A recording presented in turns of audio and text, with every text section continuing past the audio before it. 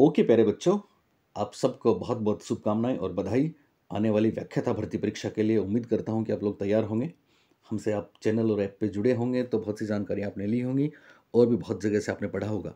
इस वीडियो को पूरा देखना, अंत तक देखना। कौन जाने कि इसमें मैं प्रीवियस ईयर्स के कुछ महत्वपूर्ण प्रश्न आपके लिए लेके आया हूँ और उनके आंसर्स जो आरपीएससी ने माने हैं लॉजिकली, उनकी भी मैं बात करूंगा। साथ में ध्यान रखना कि अराउंड लगभग 90 प्रश्न मैं आपको आज के वीडियो में दे रहा हूँ और अगली वीडियो में हो सकता है मैं आपको एक साथ 500 प्रश्न दूँ। तो इसको भी देखना, उसको भी देखना, और इससे पहले वाला मेरा एक मैराथन वीडियो उसको जरूर देख के जाना। आपके जैसे जैसे पेपर हो रहे हैं या होते रहेंगे, उससे पहले मैं कोशिश करूंगा कि 60 नंबर की साइकोलॉजी में आपको कोई दिक्कत आए नहीं। ये एक छोटा सा प्रयास रहेगा, ठीक है? तो ज़्यादा आपका वक्त जाया नहीं करते हुए शुरू करते हैं। ये मैथ्स का पेपर था जिसमें कुछ बहुत ही बेहतरीन प्रश्न आए थे, इसलिए मैं सबसे पहले यही ले रहा हूँ। और यहाँ साइकोलॉजी स्टार्ट थी 91 से। ओके, चलिए बच्चों, तो शुरू करते हैं आज का ये वीडियो जो आपके लिए बेहद बेहद और बेहद खास रहने वाला है। हर एक लफ्ज़ महत्वपूर्ण रहेगा। हमारा स्टाइल कॉन्सेप्चुअल है, आपको बताने की ज़रूरत नहीं है। जितना वीडियो को आप शेयर करेंगे उतना आपको हमारा आशीर्वाद भी मिलेगा और ऊपर वाले का भी मिलेगा, क्योंकि कौन जाने कौन बेखबर, बेचारा, दुखी आपके इस एक शेयर से एक प्रश्न करके अपनी मंजिल पा सकता है, और कौन जाने ऊपर वाला इसके बदले में आपको बहुत बड़ा तोहफा दे दे। ओके, चलिए पहला सवाल। निम्नलिखित में से कौन सा सूचना एवं संप्रेषण प्रौद्योगिकी का उदाहरण है? आईसीटी का एग्जाम्पल कौन सा है इनमें? ई गवर्नेंस, ई बैंकिंग, ईमेल या सभी? तो हम सब जानते हैं सभी। अगला प्रश्न है, शिक्षण का तात्पर्य है अधिगम की दशा को व्यवस्थित करना, जो कि अधिगमकर्ता की बाह्यता से संबंधित है। बहुत ही गजब की बात है, बहुत आराम से कर दोगे आप। देखना इसमें कितना एक क्लू छुपा है, बल्कि more than one clue. Keywords देखिए आप। शिक्षण को इस तरह से किसने परिभाषित किया? रॉबर्ट गे ने, N L Gage, William N Burton या फिर जॉन ब्रूबेकर? सबके बारे में कुछ ना कुछ है, लेकिन मैं बता नहीं पाऊंगा अभी, बहुत जल्दी है सबको। देखो यहाँ पे ध्यान दें, इसका सही जवाब होगा रॉबर्ट एम गे ने। राइट आंसर क्या है? रॉबर्ट एम गे ने, ऑप्शन नंबर 1। क्यों रॉबर्ट एम गे ने? देखो दो चीजें, कंडीशन शब्द आ गया, आपको याद है conditions of learning, Robert Gagne ने। दूसरी बात, अरेंजिंग लर्निंग, लर्निंग को अरेंज किसने किया? 8 प्रकार के सीखने के 8 प्रकार बताए ना। हायरार्किक लर्निंग जिन्होंने बताई, टाइप्स ऑफ लर्निंग जिन्होंने बताई, जिन्होंने सीखने को एक क्रमिक फॉर्म में रखा, वो रॉबर्ट एम गेने थे। तो रॉबर्ट एम गेने का स्टेटमेंट है, याद रखना, अधिगम की दशा को व्यवस्थित करना, जो कि अधिगमकर्ता की दशा बाह्यता से संबंधित है, एक्सटर्नल से संबंधित है। तो रॉबर्ट एम गेने, उम्मीद करता हूं नहीं भूलोगे एग्जाम तक। 93, तीसरा प्रश्न है, अभिक्रमित अनुदेशन, programmed learning, programmed instruction dash अधिगम सिद्धांत का एक अनुप्रयोग है। हम सब जानते हैं अभिक्रमित अनुदेशन या प्रोग्राम लर्निंग स्किनर है, और स्किनर है तो क्रिया प्रसूत अनुबंधन है। इनका रेखीय है, लीनियर है, एक समान रास्ते का अनुसरण है। याद है ना आपको सारी बातें हमारे पुराने वीडियोस की? ओके, तो अभिक्रमित अनुदेशन, आंख बंद करके क्रिया प्रसूत अनुबंधन, ऑपरेंट कंडीशनिंग करेंगे हम। 94, शिक्षण का आधारभूत प्रतिरूप के प्रणेता हैं मेगर, क्रेथवाल, ग्लेसर, टाइलर। याद है ना आपको? टाइलर ने तो सृजनात्मकता वाला स्टेटमेंट दिया था। मेगर, क्रेथवाल आपके शिक्षण उद्देश्य से संबंधित हैं। ब्लूम की टेक्सोनोमी आपने पढ़ी है कहीं ना कहीं, हमने पुराने वीडियोस भी डाल रखे हैं। शिक्षण का आधारभूत प्रतिमान है ग्लेसर का। ग्लेसर आए या ग्लेजर आए, मेरा पुराना मैराथन का वीडियो है इससे जस्ट पहले वाला, उसको जरूर देखना। 5 घंटे का या 4 घंटे का जो भी है। आपको याद है हमने आपको बताया था ग्लेसर या ग्लेजर नाम आए तो याद रखना, बुनियादी शब्द आएगा परीक्षा में तो हमको करना है, आधारभूत आए तो करना है। इंग्लिश में basic teaching model, basic teaching model किसने दिया? ग्लेसर ने दिया। याद है ना? पुराने मनोवैज्ञानिक सिद्धांतों को माना उन्होंने, और इस आधार पे संपूर्ण शिक्षण प्रक्रिया के 4 बिंदु बताए थे। याद है आपको? प्रविष्टि व्यवहार, अंतिम व्यवहार, अनुदेशन सामग्री। याद है? ओके, अगला प्रश्न, frames of mind the theory of multiple intelligence. कौन नहीं जानता frames of mind? Harvard gardener की है, तो एच गार्डनर सही जवाब है। एक चीज आप परीक्षा में जा रहे हैं, ध्यान रखना मेरा, जे गार्डनर नहीं है, हार्वर्ड गार्डनर है। देखो कितना बारीक का, मतलब ध्यान से पढ़ना है परीक्षा में। जे और एच का फर्क आ गया, तो हार्वर्ड गार्डनर एच गार्डनर है। 1983 में इनकी बुक आई थी द फ्रेम्स ऑफ माइंड, जिसमें बेसिकली उन्होंने 7 प्रकार की इंटेलिजेंस बताई थी। फिर रिफ्रेम्ड इंटेलिजेंस में उन्होंने 8वीं प्रकार, आपको याद है, प्राकृतिक बुद्धि, नेचुरलिस्टिक इंटेलिजेंस जोड़ा था। अगर ऐसा कोई विवाद आ जाए आपके परीक्षा में कि हार्वर्ड गार्डनर ने कुल मिला के कितने प्रकार की बुद्धि बताई, तो आपको बोलना है 8 या 9 में, तो आपको बोलना है 8, क्योंकि हार्वर्ड गार्डनर अभी भी कहते हैं, हालांकि उन्होंने इसके बाद 9वें 10वें 11वें 12वें पे काम किया है, कर रहे हैं, पर उन्होंने कहा कि मैं ऑथेंटिक रूप से मेरी 8 ही प्रकार माने जाएं बुद्धि के। बाकी दूसरे लोग हार्वर्ड गार्डनर पे काम कर रहे हैं, हार्वर्ड गार्डनर भी खुद काम कर रहे हैं, जिंदा हैं, जुड़े हुए हैं, इंटरेक्शन करते हैं हम लोग उनके साथ, तो वो 8 ही मानते हैं। और अगर परीक्षा में ऑप्शंस में आपको पूछ लें कि हार्वर्ड गार्डनर ने 8 बताई कि 9 बताई, तो आपको 8 ही करना है। 9 आया तो हम डिलीट करवा देंगे, चिंता नहीं करें। लेकिन फर्स्ट ग्रेड में ऐसा हो चुका है कि 9वां प्रकार जो हम अस्तित्ववादी बुद्धि, existential intelligence, the big questions की बात करते हैं, फिलोसोफर की बात करते हैं, दार्शनिक की बात करते हैं, वो भी आ चुका है प्रकाश में। हार्वर्ड गार्डनर ने उस पर काम किया है, लेकिन हार्वर्ड गार्डनर ने मोहर नहीं लगाई, पर बहुत से दूसरे लोगों ने मोहर लगाई। और आप जानते हैं एग्जाम्पल्स तो आर्मस्ट्रॉन्ग ने दिए हैं, तो उन्होंने अस्तित्ववादी बुद्धि दे दिया, आर्मस्ट्रॉन्ग ने इसके एग्जाम्पल दे दिए। तो अगर ऐसा कोई एग्जाम्पल आए तो हम जिद नहीं करेंगे, फिर हम अस्तित्ववादी बुद्धि को मानेंगे, हार्वर्ड गार्डनर से ही जोड़ के देखेंगे। लेकिन अगर 8 और 9 दोनों ऑप्शंस में आते हैं, नंबर ऑफ इंटेलिजेंस पूछें, वो नंबर ऑफ एबिलिटीज पूछें, जिद हो, तो फिर 8 राइट करना, ये बात ध्यान रखना। ओके, अगला सवाल, simulation social skills 3ST, SSST। पहला एस है सिमुलेशन, दूसरा है सोशल, तीसरा है स्किल्स, टीचिंग, जो कि शिक्षक के व्यवहार को मॉडिफाई करने की तकनीक है। किसने दिया? तो जल्दी से क्रुकशेंक का नाम याद रख लेना। क्रुकशेंक, किसका नाम याद रखेंगे? क्रुकशेंक, अलग सा नाम है, आपको आराम से याद रह जाएगा। क्रुकशेंक ने क्या किया? शिक्षकों के, टीचर्स के बिहेवियर को मॉडिफाई करने की एक तकनीक दी, जो SSST के नाम से प्रसिद्ध है, ये ध्यान रखेंगे। बाकी आप जानते हैं स्किनर साहब, ऑपरेंट कंडीशनिंग, BK पासी, सृजनात्मकता वाले, DLN, माइक्रो टीचिंग से लेके शिक्षण कौशल, शिक्षण सूत्र तक की बात करने वाले। चलिए 97, अगला प्रश्न देखिए। और कितनी बार हम आपको बता चुके हैं, जहां पे मीनिंगफुल वर्बल लर्निंग आ जाए, अर्थपूर्ण शाब्दिक अधिगम आ जाए, आंख बंद करके डेविड आसुबेल का नाम ठोक देना। डेविड आसुबेल पे गारंटी से प्रश्न आएगा। अगला प्रश्न है, निम्नलिखित में से क्या कंप्यूटर की अस्थायी मेमोरी के रूप में जाना जाता है? इनमें से क्या टेम्पररी मेमोरी है? रैम या रोम या प्रोम या इप्रोम? बोले 98 में सही जवाब ऑप्शन नंबर 1, रैम। रैम, आपको पता है रैम टेम्परेरी क्यों है? क्योंकि रैम को बढ़ाया जा सकता है, घटाया जा सकता है, होता है ना। अब हम अपने फ़ोन में रैम कितनी है पूछते हैं, फिर मेमोरी कार्ड डालते हैं तो बढ़ जाती है, इसलिए इसको टेम्परेरी बोलते हैं। बाकी तीनों टेम्परेरी नहीं है, ध्यान रखना, रैम टेम्परेरी है। अगला प्रश्न है, निकटस्थ विकास का क्षेत्र ZPD, याद है वाइगोत्स्की, MLS वाइगोत्स्की। वाइगोत्स्की और पियाजे में एक ही फर्क है, दोनों निर्मितवाद के जनक हैं। पियाजे व्यक्तिक निर्मितवाद के जनक हैं और वाइगोत्स्की सामाजिक निर्मितवाद के जनक हैं। वाइगोत्स्की की 3 बातें याद है ना आपको? SCL, society, culture and language, यही वाइगोत्स्की हैं। ZPD वाले तो L Vygotsky, LS Vygotsky, both are correct, Russian. अगला प्रश्न देखें, निम्नलिखित में से कौन सा युग्म असंगत है? जे पियाजे, जाप्या, जीन पियाजे, संज्ञानात्मक रचनावाद, बिल्कुल, कॉग्निटिव कंस्ट्रक्टिविज्म। जे ब्रेन्सफोर्ड, एंकर्ड इंस्ट्रक्शन, बिल्कुल सही जवाब है, सही बात है। BF स्किनर, व्यवहारवाद, बिल्कुल हैं। अब देखिए, आप LS वाइगोत्स्की आ गया ना, व्यक्तिगत रचनावाद नहीं, ये तो सामाजिक रचनावाद के जनक हैं। लिहाजा राइट आंसर है ऑप्शन नंबर 4, जो कि गलत है, क्योंकि व्यक्तिगत रचनावाद तो जीन पियाजे हैं, संज्ञानात्मक रचनावाद भी जीन पियाजे हैं। BF स्किनर, ऑपरेंट कंडीशनिंग इन्होंने दिया था व्यवहारवाद में। और जे ब्रेन्सफोर्ड का नाम ध्यान रखना, एंकर्ड अनुदेशन या एंकर्ड इंस्ट्रक्शन, नाम सुना है कभी? एंकर्ड इंस्ट्रक्शन क्या होता है? इसमें क्या होता है, इसमें एक ऐसा इंस्ट्रक्शन है, एक ऐसा ऐसा प्रोसेस है लर्निंग का, जिसमें स्टूडेंट एक्टिवली पार्टिसिपेट करता है। 3 बातें खास, टेक्नोलॉजी का यूज होता है और प्रॉब्लम सॉल्यूशन होती है मिलके। तो ये बेहतरीन काम करने वाले थे जे ब्रेन्सफोर्ड। पर 100 में राइट आंसर है वाइगोत्स्की, क्योंकि इन्होंने व्यक्तिगत नहीं दिया बल्कि सामाजिक दिया था।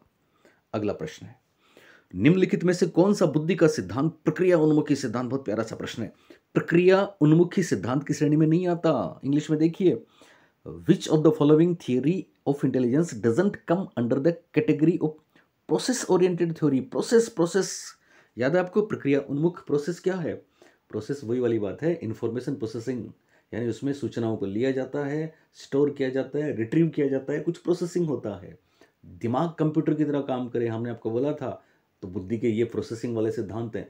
कंप्यूटर दिमाग की तरह काम करे तो एआई होता है, आर्टिफिशियल इंटेलिजेंस होता है, जॉन मैकार्थी ने पहली बार दिया था। यहाँ पे ध्यान रखें कि ऐसे सिद्धांत बुद्धि के जिनमें संज्ञानात्मक क्षमताओं की बात होती है वो कहलाते हैं प्रोसेस ओरिएंटेड, और जिनमें संज्ञानात्मक क्षमताओं की बात कम होती है, फैक्टर एनालिसिस की बात होती है, वो हैं आपके कारक विश्लेषण। तो आपको ध्यान है केटल व हॉर्न, याद रखना बहुत महत्वपूर्ण बात, केटल व हॉर्न का सिद्धांत प्रक्रिया अनुमुखी है क्योंकि इसमें इन्फॉर्मेशन प्रोसेसिंग होती है, संज्ञानात्मक क्षमताओं की बात होती है। स्टर्नबर्ग का ट्राइआर्किक प्रोसेस ओरिएंटेड है। जेनसन का 2 स्टेप बताए थे ना, जेनसन ने स्टेप 1 स्टेप 2 पदानुक्रमिक बुद्धि का सिद्धांत जेनसन ने भी दिया है, बर्ट वर्नन ने भी दिया है। तो जेनसन का सिद्धांत भी, स्टर्नबर्ग का सिद्धांत भी और केटल व हॉर्न का सिद्धांत भी, त्रितंत्र सिद्धांत याद है, ये तीनों प्रोसेस ओरिएंटेड हैं। स्पीयरमैन का सिद्धांत इसका राइट आंसर होगा क्योंकि स्पीयरमैन वो पहले इंसान हैं जिन्होंने फैक्टर एनालिसिस या कारक विश्लेषण पद्धति का प्रयोग किया था। अगला प्रश्न, किसी भी व्यवहार के विलोपन के प्रति प्रतिरोध की मात्रा अधिक किस प्रकार के पुनर्बलन में होती है? यानी एक्सटिंक्शन को रोकने के लिए कौन सा पुनर्बलन ज्यादा इंपॉर्टेंट है? दूसरे शब्दों में ऐसा सवाल पूछा गया है। तो सतत पुनर्बलन हर एक अनुक्रिया पे, विच्छिन्न पुनर्बलन इंटरमिटेंट रीइंफोर्समेंट, आंशिक पुनर्बलन पार्शियल रीइंफोर्समेंट, और 2 तथा 3 दोनों। तो ध्यान से सुनना, सतत पुनर्बलन शुरू में दिया जाना चाहिए ताकि वांछित व्यवहार स्थायी हो जाए, लेकिन उसके बाद विलोपन से बचने के लिए आंशिक पुनर्बलन दिया जाता है, पार्शियल दिया जाता है। साथ में ध्यान रखना इंटरमिटेंट रीइंफोर्समेंट भी दिया जाता है। रीइंफोर्समेंट ध्यान है आपको, इंटरमिनेंट रीइंफोर्समेंट क्या होता है, इंटरमिटेंट रीइंफोर्समेंट क्या होता है? इसमें कभी आपने देखा वो कौन सा, मतलब रेंडमली रिवार्ड दिया जाता है।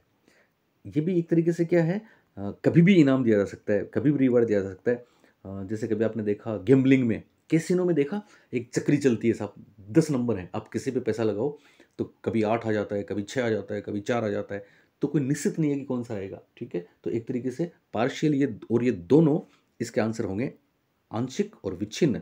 तो चौथा सही जवाब होगा। याद रखना आप, कभी ऐसे प्रश्न आए परीक्षा में तो संभावना ये रहती है, बहुत ध्यान से इनको पढ़ना चाहिए कि 2 व 3 दोनों अगर ऐसा कुछ हुआ तो वो आंसर होता है जनरली।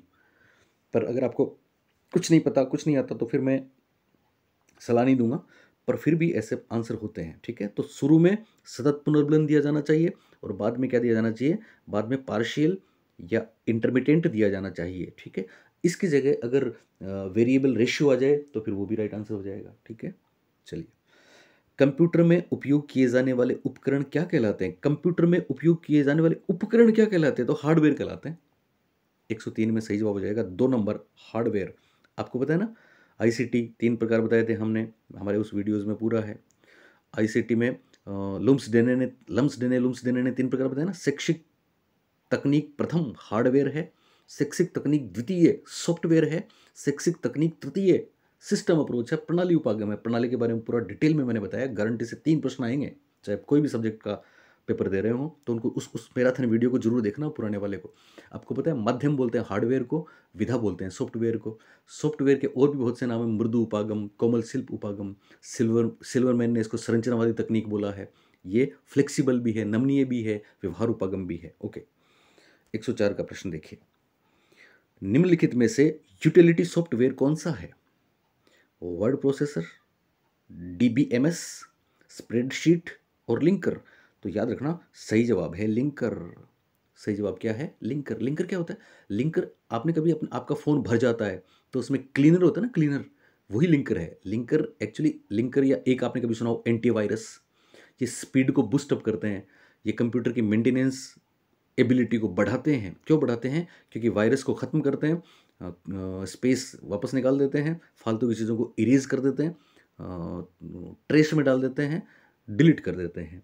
तो लिंकर ऐसा ही है जो यूटिलिटी सॉफ्टवेयर कहलाता है, बाकी ये सॉफ्टवेयर है। ओके, 105 का प्रश्न देखिए, नैतिक विकास का सिद्धांत किसके द्वारा दिया गया? फिर वही बात जो हमने आपको क्लू दिया है, नैतिक विकास जेन पियाजे ने दिया है। याद रखना, जेन पियाजे ने मेनली 2 प्रकार की नैतिकता बताई है, हिट्रोनोमस और ऑटोनोमस। हिट्रोनोमस याद है आपको, जिसमें नैतिक नियम दृढ़ अपरिवर्तनीय होते हैं। नैतिक नियम डिवाइन बनाता है, भगवान बनाता है, इसलिए उनमें परिवर्तन नहीं होता। और यहाँ पे क्या होता है हिट्रोनोमस में, चूंकि नैतिक नियमों का स्रोत खुदा है, भगवान है, आधिकारिक सत्ता है, इसलिए यहाँ पे परिणाम महत्वपूर्ण होता है, इमनेंट जस्टिस की बात होती है, इरादा महत्वपूर्ण नहीं होता। दूसरे प्रकार की नैतिकता उन्होंने बताई है ऑटोनोमस मोरालिटी, नियम हम खुद ही बनाते हैं। यहाँ पे इरादा इंपॉर्टेंट होता है, इंटेंशन महत्वपूर्ण होता है, परिणाम महत्वपूर्ण नहीं होता। यहाँ नैतिक नियम बदले जाते हैं। लेकिन खास बात, अगर पूछ लें जीन पियाजे ने नैतिक विकास की स्टेजेस कितनी बताई, तो फिर हम 4 बोलेंगे। कितनी बताई? 4। ठीक है ना। गैर नैतिक, उसके बाद में हिट्रोनोमी और ऑटोनोमी 2 मैंने आपको बता दी, और बीच में जो बीच वाली है उसको ट्रांजिशनल पीरियड बोल सकते हैं, संक्रमण की बोल सकते हैं, या कोई और नाम आ सकता है। तो स्टेज 4 बताई जीन पियाजे ने, और कोहलबर्ग ने 7 स्टेज बताई है। हिंज की दुविधा वाली कहानी याद है ना आपको? 7 स्टेज। दंड से आज्ञाकारिता मिली, किंतु हम अहंकारी बन गए, फिर अच्छे बच्चे बनकर प्रशंसा पाई, तब सामाजिक सम्मान मिला, और अंत में सामाजिक सम्मान लॉ एंड ऑर्डर है। अंत में जब सामाजिक समझौते किए, तब विवेक नाम मिला। तो हमारे ऑफलाइन ऑनलाइन के बच्चे सब जानते होंगे। जो पहली बार मेरे को सुन रहे हैं, आपसे तो इतनी सी गुजारिश है बच्चों, चैनल सब्सक्राइब कर लेना। हमारे ऐप साइकोलॉजिया और मान एकेडमी अभी 2 जगह हूँ। उत्कर्ष में भी मेरी पुरानी क्लासेस चल रही होंगी, उन वीडियोज़ को भी मत देखना, पुराने वीडियोज़ हैं वो। तो फिर आपसे इतनी सी गुजारिश है, साइकोलॉजी में कोई दिक्कत आपको आएगी नहीं, चाहे आप DSSB से लेके फर्स्ट ग्रेड तक कुछ भी दे रहे हैं। पहली बार ही देख रहे हैं तो पहला महत्वपूर्ण काम तो ये कर लेना कि सब्सक्राइब कर लेना चैनल को। ओके, पुराने बच्चे जानते हैं। ओके, चलिए, नैतिक विकास का सिद्धांत किसने दिया? तो पियाजे ने दिया है साहब, और कोहलबर्ग ने दिया है। लिहाजा 1 व 3 दोनों राइट आंसर हो जाएगा। अगला सवाल, अगला प्रश्न है, निम्नलिखित में से कौन से मनोवैज्ञानिक संवेगात्मक बुद्धि की अवधारणा से संबंधित हैं? पीटर सेलोवे हैं साहब, जॉन मेयर हैं साहब। ये दोनों तो प्रतिपादक हैं। डेनियल गोलमैन, कौन नहीं जानता इनकी वो बेस्ट सेलर बुक 95 में जो आई थी, emotional intelligence, why it can matter more than IQ। तो उपयुक्त सभी इसका राइट आंसर हो जाएगा।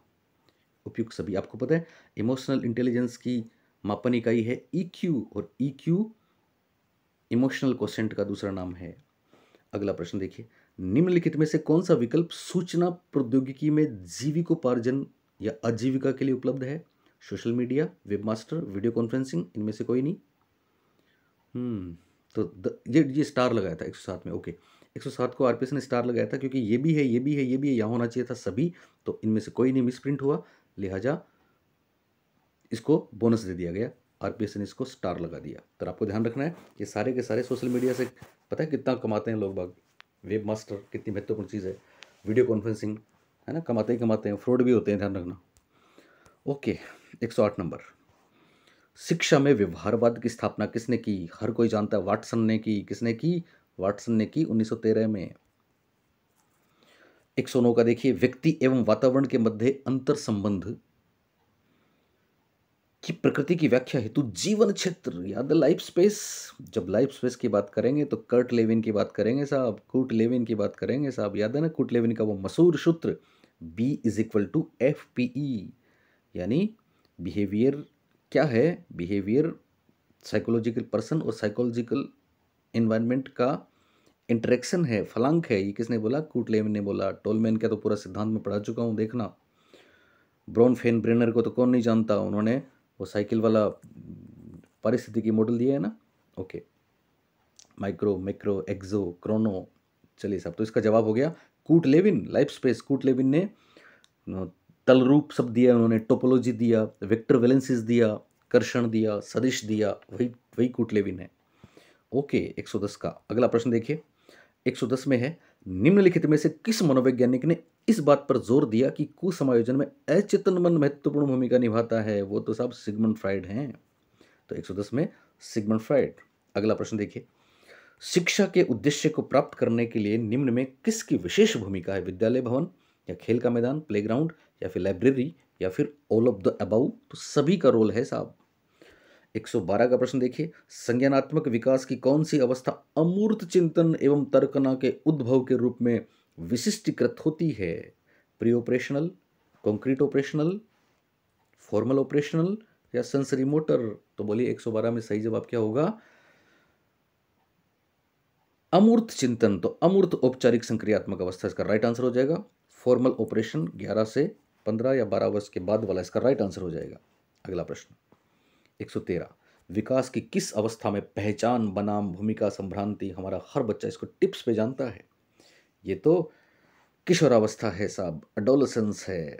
एरिक्सन याद है, मनोसामाजिक विकास याद रखना। मनोसामाजिक विकास की 8 अवस्थाएं एरिक एरिक्सन ने बताई हैं, जिनको इंग्लिश में बोलते हैं साइको सोशल डेवलपमेंट स्टेजेस। और मनोलैंगिक विकास की 5 अवस्थाएं फ्राइड ने बताई हैं, जिसको हम बोलते हैं साइको सेक्सुअल डेवलपमेंट। ओके, अगला प्रश्न देखिए 114।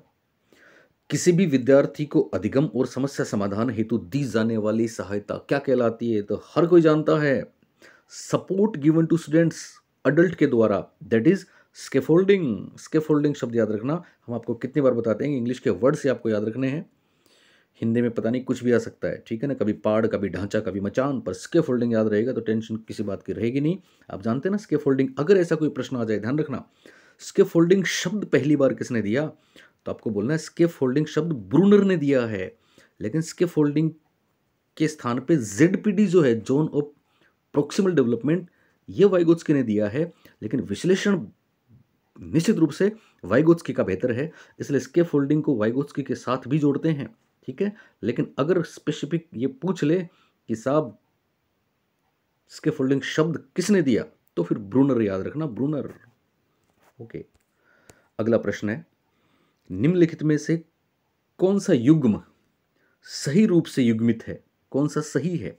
और कितना प्यारा प्रश्न है, मेरे पुराने वीडियोस देखना आप, ढूंढना, उनको ढूंढ के देखना पड़ता है अच्छी चीज़ों को। आगे आने वाले रीट में मेरे से जुड़े रहना, ये सब कमाल होगा। और आप क्या समझते हैं, सिलेक्शन ऐसे थोड़ी होते हैं, सिलेक्शन ऐसे होते हैं। विच of the following pair is correctly matched? देखो, वैल्यूइंग कॉग्निटिव, आपको पता है वैल्यूइंग कॉग्निटिव नहीं होता, 3 एस्पेक्ट है ना, ABC, affective domain, cognitive behavioural domain और कॉग्निटिव डोमेन। ब्लूम की टेक्सोनोमी में 1956 में ब्लूम ने ज्ञानात्मक पक्ष के उद्देश्यों का वर्गीकरण किया था। फिर मेरिया, मेसिया, क्रेथवाल मिले थे, ठीक है, सिम्पसन, अनीता हेरो मिले थे, ठीक है, तो 3 पक्ष हुए ना। ध्यान रखना है, वैल्यूइंग क्या है, कॉग्निटिव से संबंधित नहीं है, वैल्यूइंग तो क्या है, भावात्मक पक्ष का है। मैनिपुलेटिंग अफेक्टिव डोमेन, ये क्रियात्मक पक्ष का है, साइकोमोटर।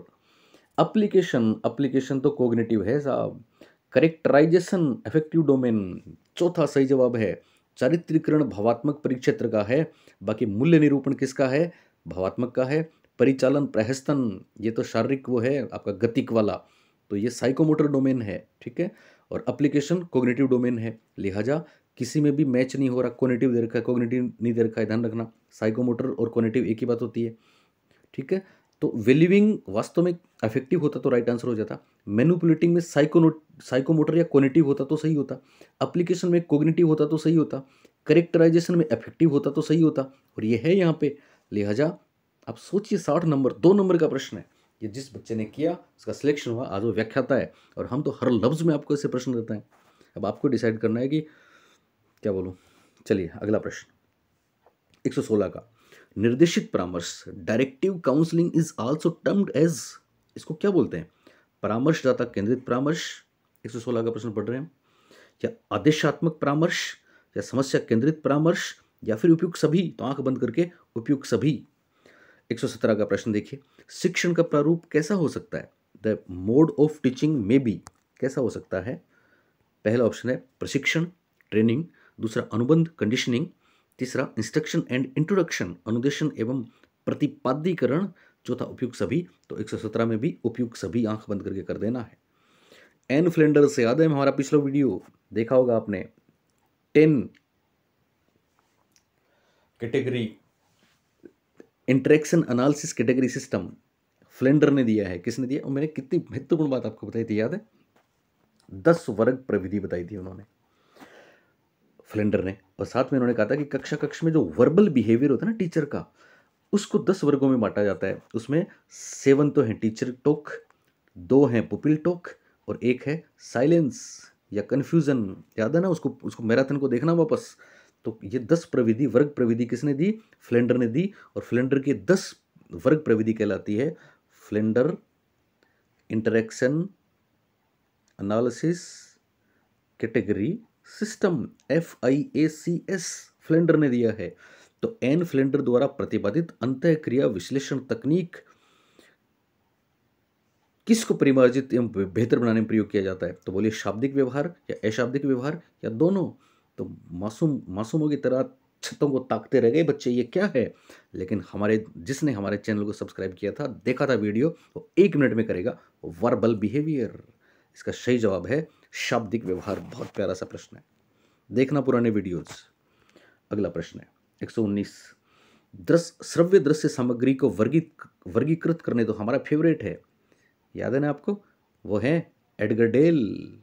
एडगर डेल का अनुभव शंकु याद है ना सबको। आई के डेविस पाठ्य योजना से लेके आई के डेविस ने संपूर्ण शिक्षण प्रक्रिया के 4 चरण बताए थे, प्लानिंग, ऑर्गेनाइजेशन, उसके बाद में आपका प्रोसेस, संचालन और कंट्रोल, वही है। चलिए 120 का, निम्न में कौन सा कथन असत्य है? असत्य, पहला अधिगम एक प्रक्रिया है, बिल्कुल है साहब। दूसरा, अधिगम परिपक्वता से संबंधित नहीं है, क्यों नहीं है? परिपक्वता के कारण होने वाले परिवर्तन अधिगम तो नहीं है, लेकिन अधिगम और परिपक्वता का संबंध तो है। पियाजे ने तो बोला है बायोलॉजिकल रेडीनेस, जब तक जैविक रूप से बच्चा परिपक्व नहीं होगा तब तक वो बातें सीख नहीं पाएगा, इसलिए अधिगम परिपक्वता से संबंधित तो है। यही गलत हो गया साहब, आगे वाली बातें सही हैं।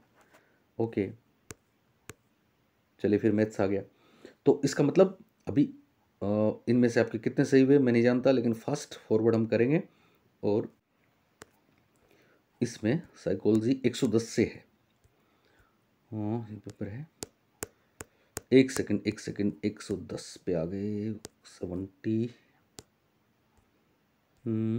110 110 ये कॉमर्स का पेपर था। 110 ओके। चलिए 110 का पहला प्रश्न देखिए, निम्नांकित में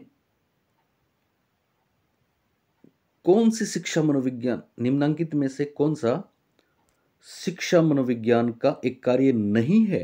अनुशासन बनाए रखने में सहयोग करता है, कक्षा कक्ष की समस्याओं का समाधान करता है, आकलन मूल्यांकन में सहयोग भी करता है, कोई भी विकल्प सही नहीं है।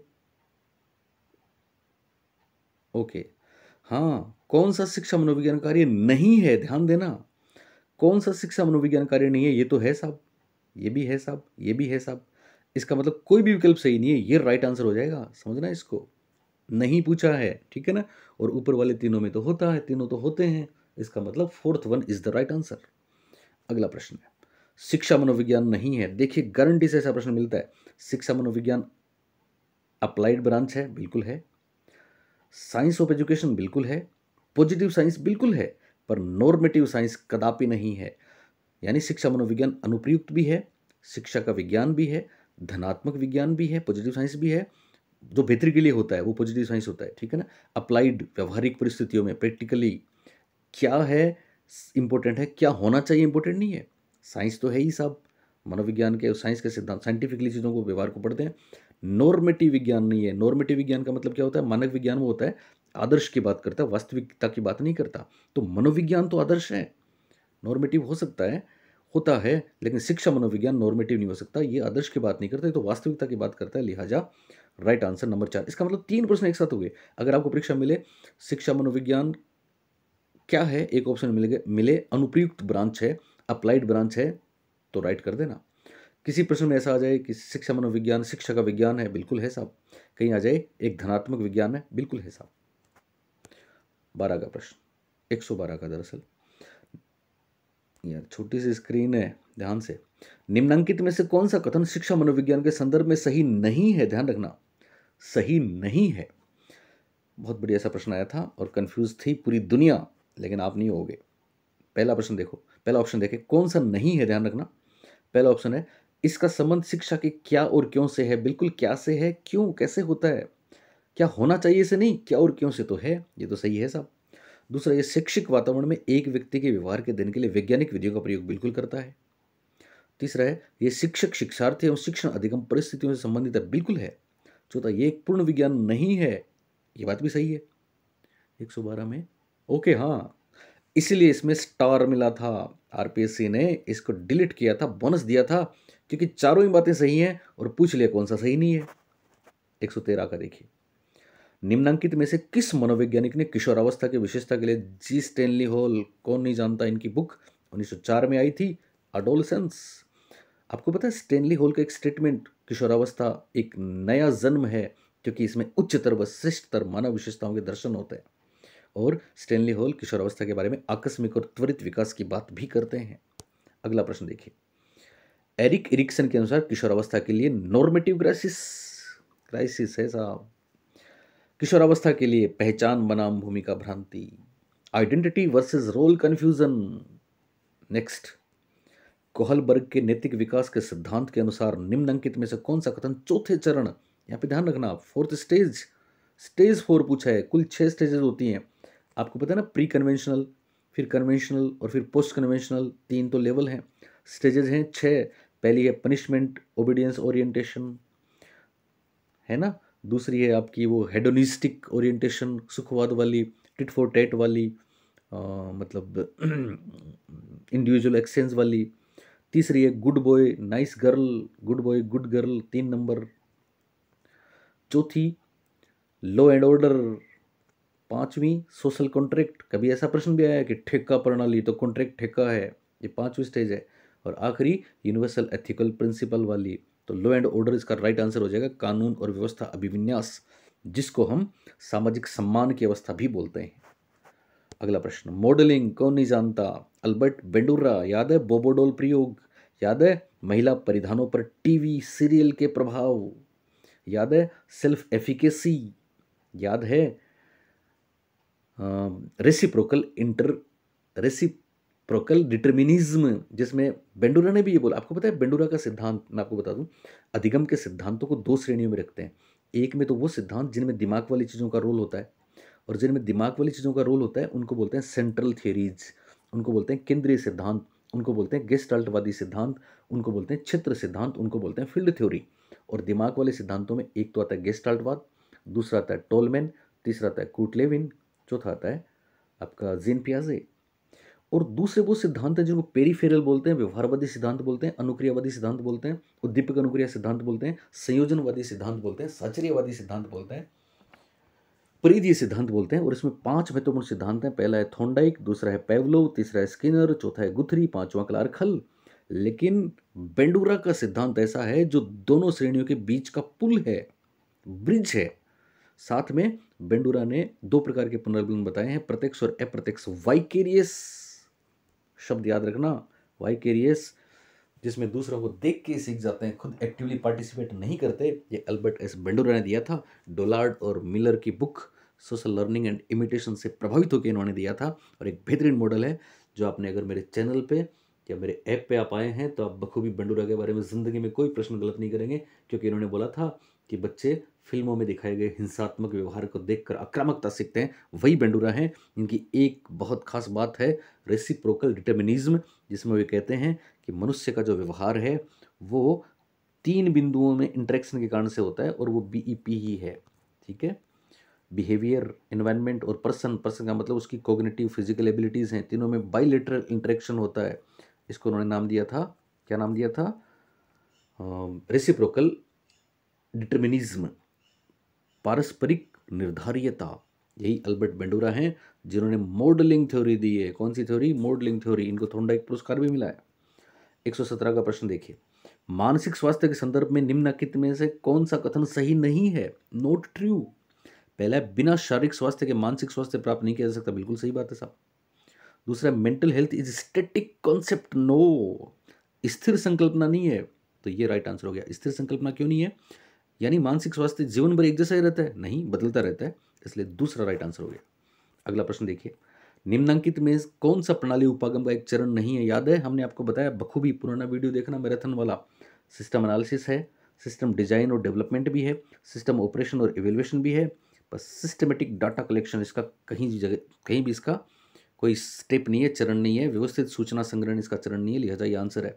आपको याद है प्रणाली उपागम के एलिमेंट्स वो 4 माफ करें, पहला अदा, दूसरा प्रक्रिया, तीसरा प्रदा, चौथा परिवेश, ये तो आपको आता ही होगा। अगला प्रश्न है 119, निम्नांकित में से कौन सा अनुदेशनात्मक तंत्र के प्रणाली उपागम की एक विशेषता नहीं है, सिस्टम अप्रोच की कौन सी एक विशेषता नहीं है। पहला है उद्देश्यों का निर्माण, बिल्कुल इसमें होता है। विद्यार्थियों के प्रवेश व्यवहार इंटरिंग बिहेवियर, बिल्कुल है, क्योंकि अदा के रूप में हम देखते हैं ना विद्यार्थी को कितना आता है, पूर्व ज्ञान क्या है, उसकी स्टाइल क्या है। अनुदेशनात्मक तंत्र का विकास, इंस्ट्रक्शन सिस्टम का विकास तो होगा, कौन सी विशेष सामग्री पढ़ाएंगे, चयन, प्रेजेंटेशन, लेकिन टेस्टिंग हाइपोथेसिस इसमें कहीं नहीं होता। लिहाजा 119 में परिकल्पना परीक्षण चौथा राइट आंसर है।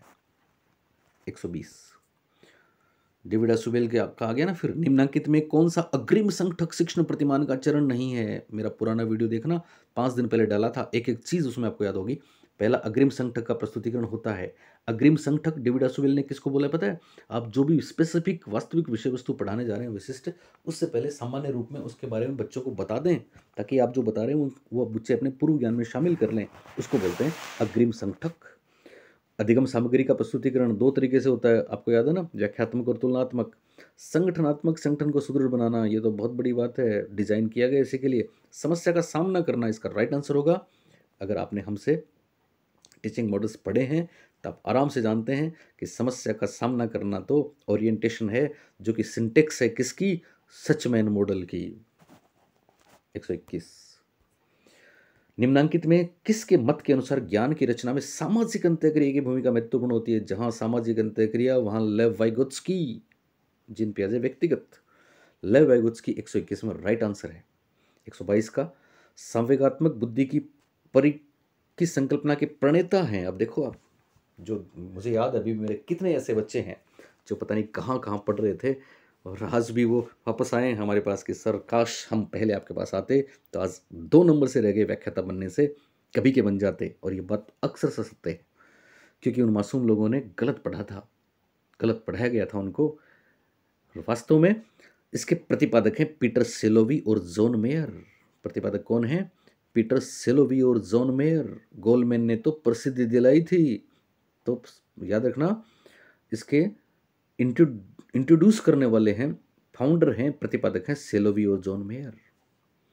नेक्स्ट, हालांकि संवेगात्मक बुद्धि के बारे में थॉर्नडाइक का भी रोल है, ऐसा प्रश्न भी आया फर्स्ट ग्रेड में, आ चुका है, ध्यान रखना कि किस किस ने संवेगात्मक बुद्धि में रोल निभाया।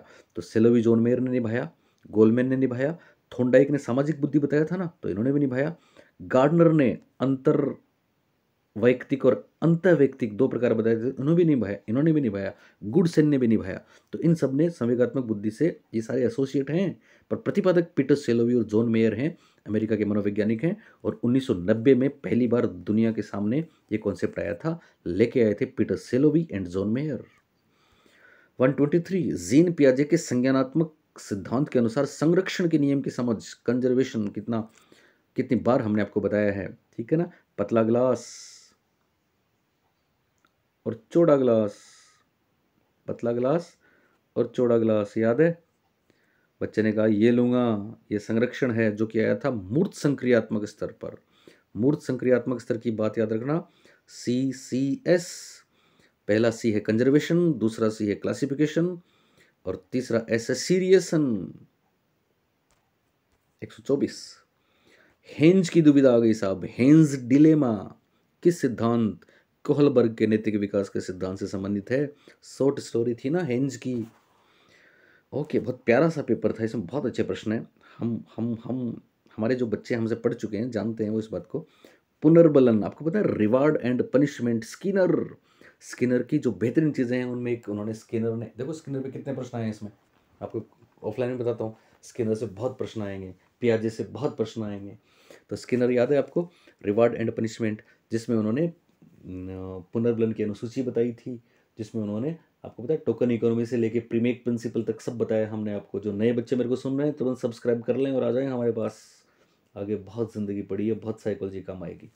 और अभी आप थोड़ा जल्दी में, इसलिए मैं थोड़ा फास्ट ही बताता हूँ। स्किनर की बहुत महत्वपूर्ण बात है, इन्होंने पुनर्बलन के भी 2 प्रकार बताए और दंड के भी 2 प्रकार बताए। याद रखना था, पुनर्बलन चाहे सकारात्मक हो या नकारात्मक हो, दोनों ही अनुक्रिया को बढ़ाते हैं, और दंड चाहे सकारात्मक हो चाहे नकारात्मक हो, दोनों ही अनुक्रिया को घटाते हैं। हालांकि पुनर्बलन डिजायरेबल बिहेवियर या वांछित अनुक्रिया को बढ़ाते हैं, और दंड अनडिजायरेबल बिहेवियर या अवांछित अनुक्रिया को घटाते हैं। तो यहाँ पे क्या पूछा गया है? यहाँ पे पूछा गया है पुनर्बलन के बारे में कौन सा कथन सही नहीं है। सकारात्मक पुनर्बलन अनुक्रिया को बढ़ाता है, बिल्कुल बढ़ाता है साहब। नकारात्मक पुनर्बलन अनुक्रिया को कम करता है, नहीं साहब, नकारात्मक पुनर्बलन भी अनुक्रिया को बढ़ाता है। नकारात्मक पुनर्बलन अनुक्रिया को बढ़ाता है, ये सही है।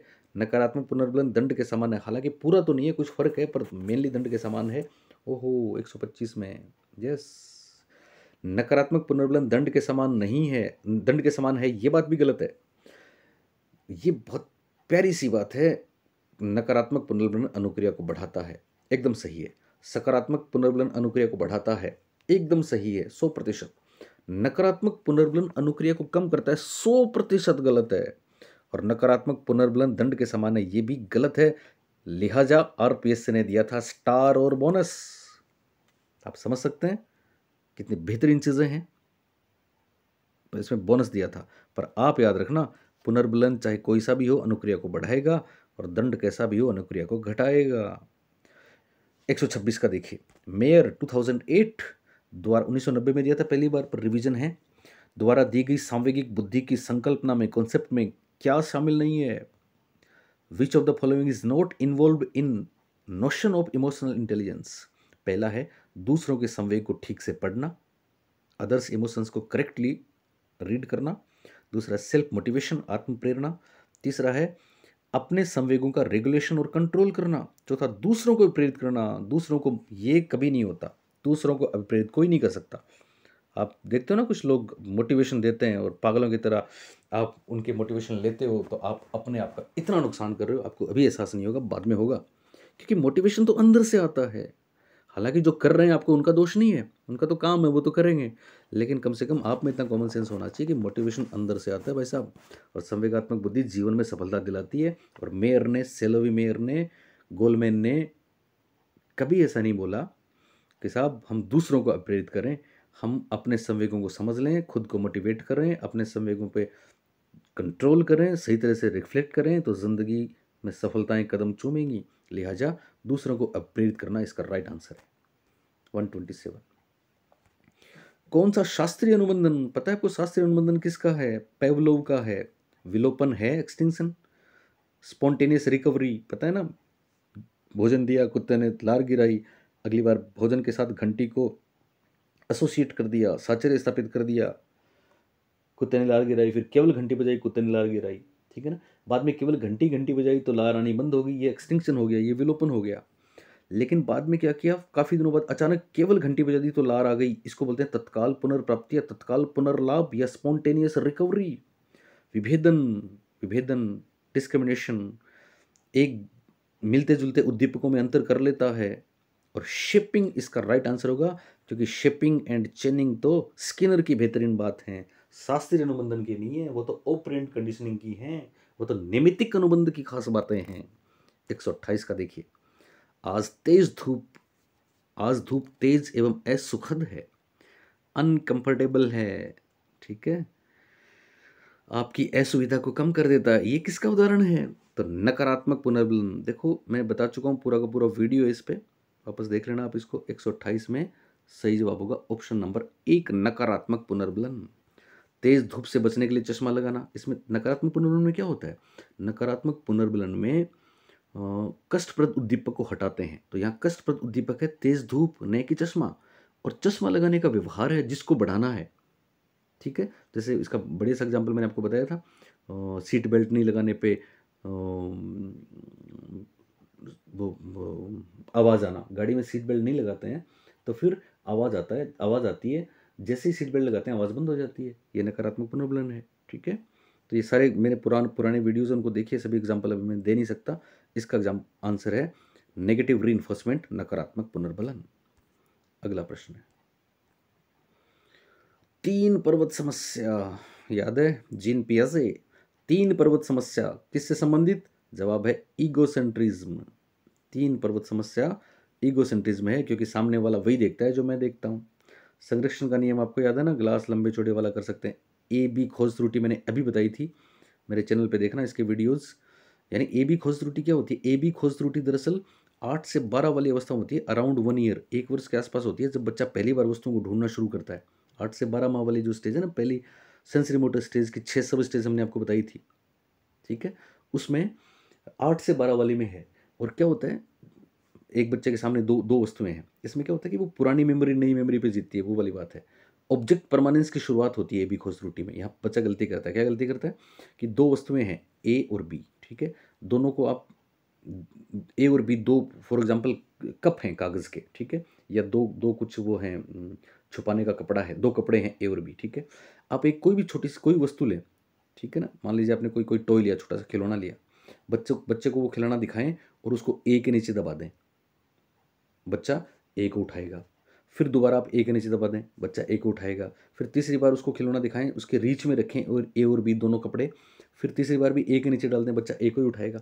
चौथी बार आप बच्चे को दिखाएं और इस खिलौने को बी के नीचे डाल दें, बच्चा देख रहा है कि बी के नीचे डाला है, फिर आप उसको छोड़ दें तो बच्चा क्या करेगा, इस बार भी ए को ही उठाएगा, हालांकि ए के नीचे है ही नहीं, उसने देखा है बी की तरफ जाते हुए, लेकिन जो देखा है उसका बिंब नहीं बना, इमेज नहीं बनी, इसको बोलते हैं ए बी खोज त्रुटि, ए नोट बी एरर, या ए बी सर्च एरर।